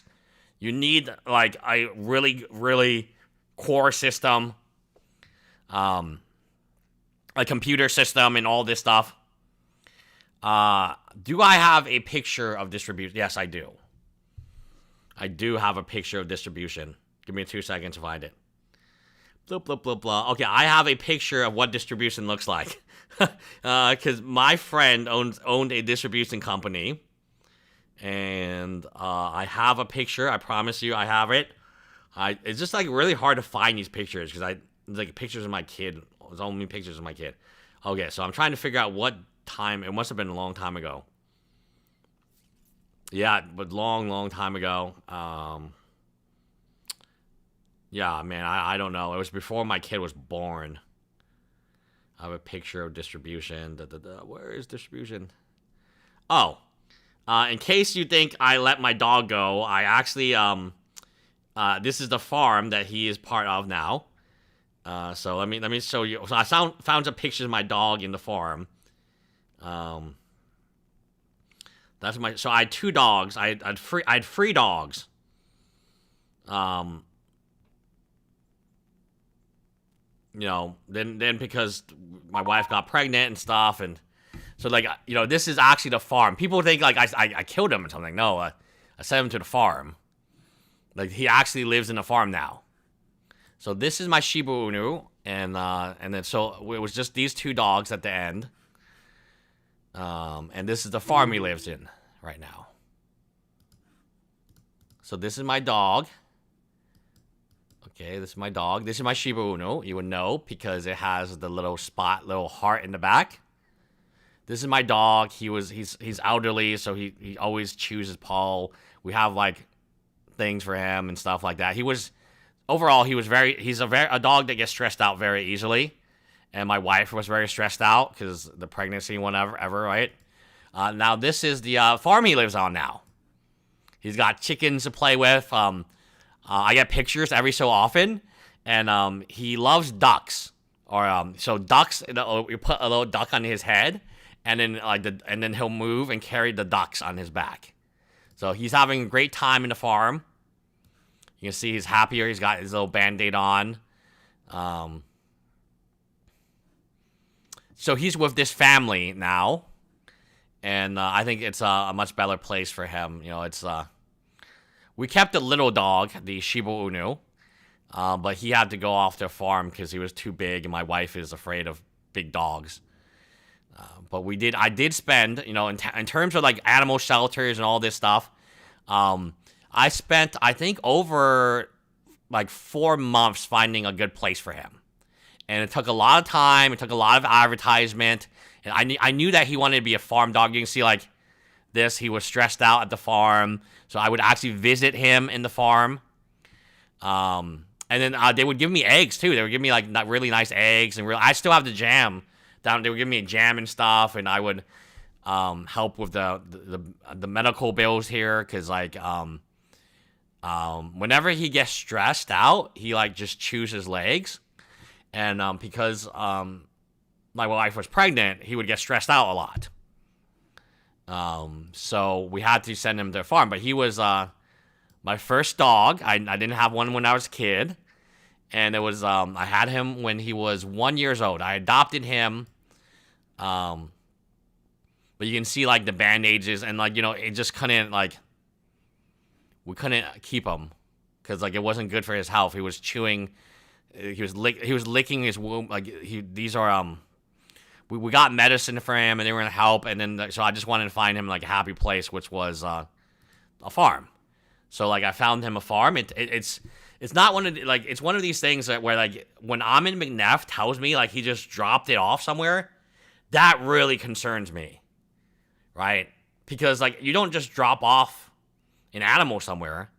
You gotta put in the work, Even if it's a shelter and so on, you gotta wait. Like you gotta put in the work to find a good home, and that's something Amin definitely didn't do. And again, if Amin doesn't see people as humans, then what do you think he sees like a pet as? So just make the conclusion. Like if Amin doesn't see people as humans, then what do you think he sees an animal as? A little bookstore, coffee shop that had a shop pet. And that was always my, like, if I ever won the lottery and I got my dream job, right? Lego store wasn't quite the same, but it was also one of these silly things of like, I always imagined if I owned my own business, it would have its own little mascot, right? And so I kind of I went to the pet store and there were 2 parakeets. And I was like, okay, this seems perfect. And so we had Tattle and Tail that a staff member named based off of I think like an anime or something. I don't actually know how they came up with that name. Pretty sure it was an anime. Originally, Tattle had a partner.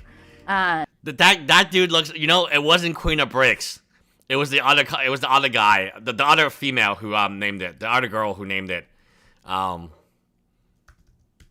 Victor's World. Okay. Oh, what is this? Okay, so we're done this. Okay. That's what is this? This is new.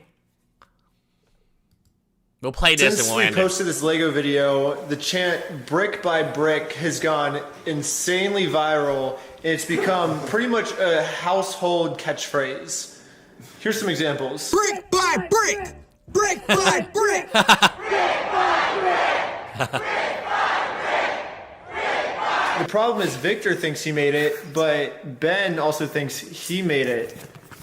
I made brick by brick. Oh, this is other Ben. This is Jamming Ben. This is also so Jamming Ben is very interesting. He appeared on live stream. He seems like a really cool dude with us a little bit. He's the one with the brick mini head, and he also was the duplicate when they were doing the duplicate. So who made Brick by Brick? Is it Jamming Ben or Colin? Okay, it's Colin. I don't know if Colin's in this video. We haven't seen it. Was it who made Brick by Brick? So Victor's like, that's me, and then Jamming Ben's like, no, that's me. Okay, let's find out the history. We're looking through the footage to see. Who made it? Congratulations! I did it. This was my dream. We had, think it, dream it, do it, boys. Let's go. Build it, or brick by brick, brick by brick. Oh, was this Victor? We had already came up with it before. Yes. Okay, so Victor was like, "Oh, that doesn't count. That's the first time we filmed it, but we had already come up with that before." Did we film it? I hope we did. I don't think we did, but this is how it went. We were all in a circle. No, I'm telling you, this is how it went. I was like, we need to come up with like a chant, something that we can just say. We're like, I think I see Colin. I don't know how much I can speak about that, but I think. So Colin says, I think Colin was like, oh, I see myself on TV. I think we see Colin. Oh, no, look, Mom, I'm on TV. Yes, I think I saw Colin. Get the Legos back or something like that. And I was like, no. And then someone was like, we got to get it one brick at a time. And I was like, oh, brick by brick. It was kind of. I know exactly how it went down. Okay, so that's Victor's story. That's Victor's story. In Victor's story, he invented brick by brick. Here's Ben's story. Somebody was like, we need it. You were like, we need to come up with a chant. You were like, build it, and then I was like, brick by brick, and then we all started chanting. That's BS, bro. I swear to that's God, BS. that's exactly. There's no way you didn't fucking come up with that. I love how Victor was going to sleep. No. So yeah, this is Colin. This is Colin. So Colin's chilling with the gang. So yeah. So again, yeah. Colin's in our Discord. Well, he's in chat a lot. He's in chat right now. But he's in Discord even more. I'll play it that way. No. He said we have to have camera footage of this. Where's the GoPro? We gotta take bets. We gotta take bets. I know I made this up. And I was like, oh, brick by brick. No. I swear I was the one that came up with it. I was just... Oh, I know they're in Dallas because of the fan. I asked them about this.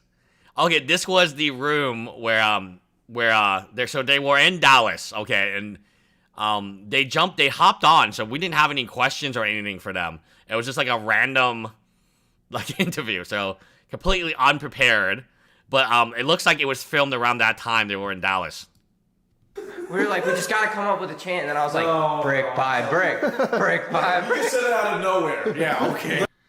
Yeah, Colin, now you can't hide. I guess I can come out and say I'm on the team now. Yeah, he's in the footage. Colin's literally in the footage. Literally, that's how I remember it. You out of nowhere, you were like, oh, what about brick by brick? No, I just started chanting. We need to find the footage. Wait, go back. Okay, so gotta be something. That's so funny. They should trademark it. I think it could be valuable as a trademark. Oh, yeah, I was thinking, hey, if I ever open a store, which I may or may still not, it's up to the air. Real estate has been really bad where I live. I realized, Bricks and Minifigs, why they don't open a store there where I live. It's, so dangerous. My gosh, yeah, so I think Bricks and Minifigs will probably never open the store in where I live, in Northeast Northeast Houston, Harris County, because the crime rates are so high. The FBI ranked us the 12th most dangerous city in America. We're ranked even worse than Detroit. FBI ranks Humboldt 12th. Most dangerous. So I don't know if I can get a physical store here. I think it's a bad idea unless I move somewhere else, where it again takes time. So Humboldt ranked 12th. But I wonder who's ranked higher than us. So we're ranked number 12. Okay, so let me click this. 30 most dangerous cities in the U.S. Oh, yes, the article's dead because it's like a while ago.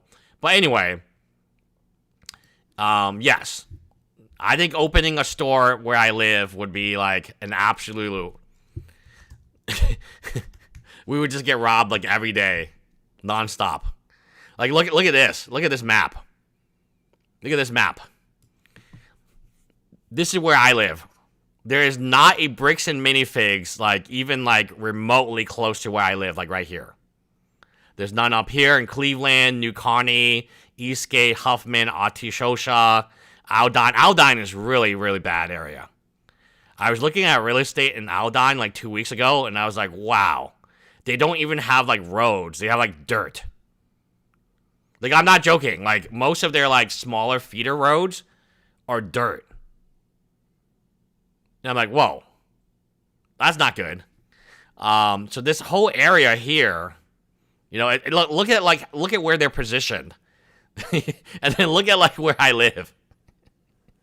So anyway, probably not a physical store anytime soon, but I'm working on my online store as we speak, which will be primarily eBay and live streaming.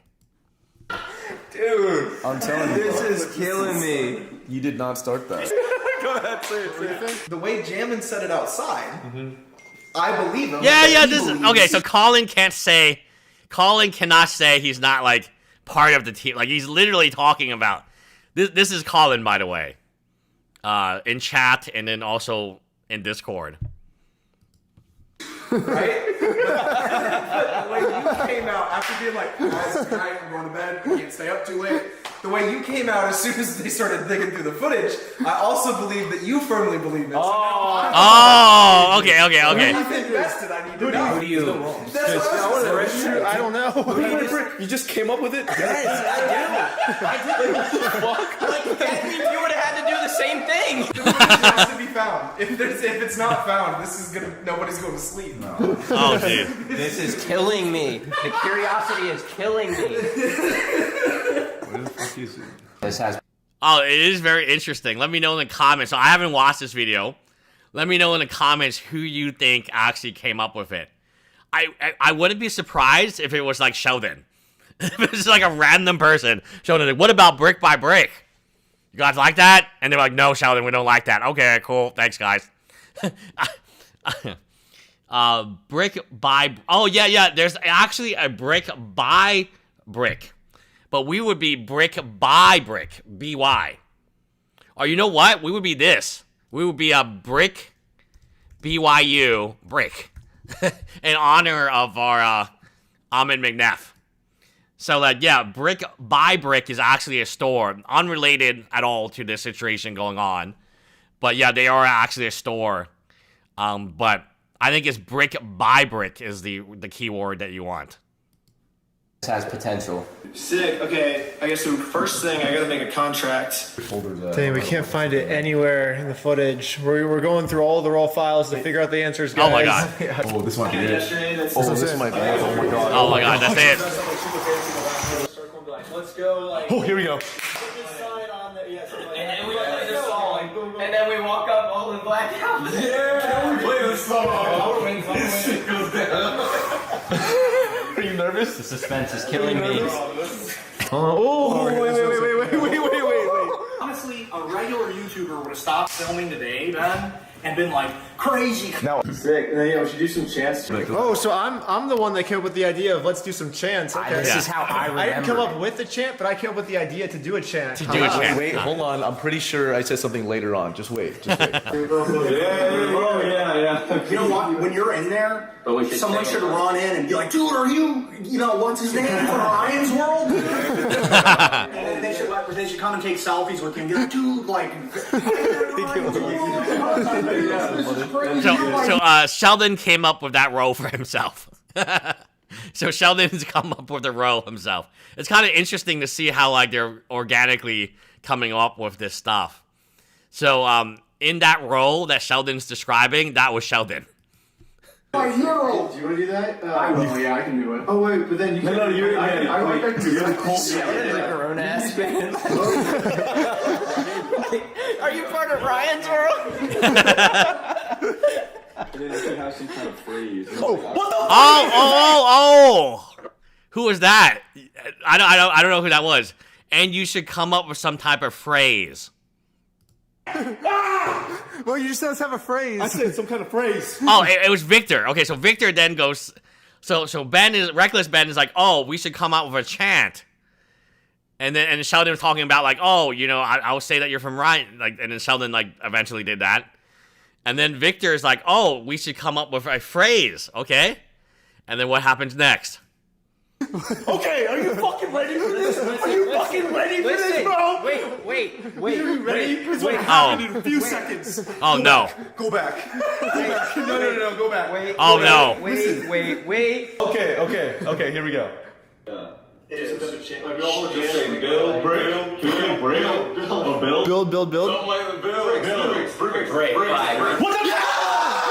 Oh, he did come up with it. Jamming Ben did come up with it. He did. Go back. I said go back. Wait. Listen. Just listen. Just think through. I will. Okay, so wait, I think we figured it out. So first, I started off by saying, let's come up with a chant. Yep. Yeah. Then you go, build bricks. Yes, then yes. Jay goes, bricks. And then Ben is the first person to say, brick by brick. Oh, wow. Okay, so the other Ben needs to get it like copyrighted or trademarked. And then like lease it out to like stores, right? Like the SEO value of brick by brick is tremendous. Like the shirts, like you guys don't understand. Like I own a marketing company. So like I understand what this is. I'm shocked no one has created a Lego store by brick, because the volume of searches on this is massive. We're talking about look at this. Anytime now it's going up again because of the video. Like this is incredible volume. Brick by brick. Oh, there also seems to be some type of like Jordan shoe called brick by brick. Like, oh, what is actually appearing in search engine brick by brick? Oh, this, yeah. Oh, there's also a band, it looks like, or a live music venue. But, oh, yeah, okay. There's also a Arctic Monkeys. But if we had our little Amazon shop here. Oh, here. Oh, yeah. Brick by brick. Also a book. I think we could outrank all of them. Outrank all of them if we had like a physical Lego store. It was Ben. All right. That's good shit. Yeah. And then hug it out. We figured it out. We solved it. Then hug it out. Yeah, finally. Nothing will be funnier than when Jammin is outside and Ben is swinging on the swing and Jammin goes, Ben, who do you think started brick by brick? Well, an hour later, we figured it out. It could be a metaphor for building and like life. We should get them all in the center and say we're like baptizing them into the club and then we should give them Victor was getting ready for bed too, and then I mean, came out like the Kool-Aid Man as soon as he heard the footage. Like, well, I know, I started brick by brick.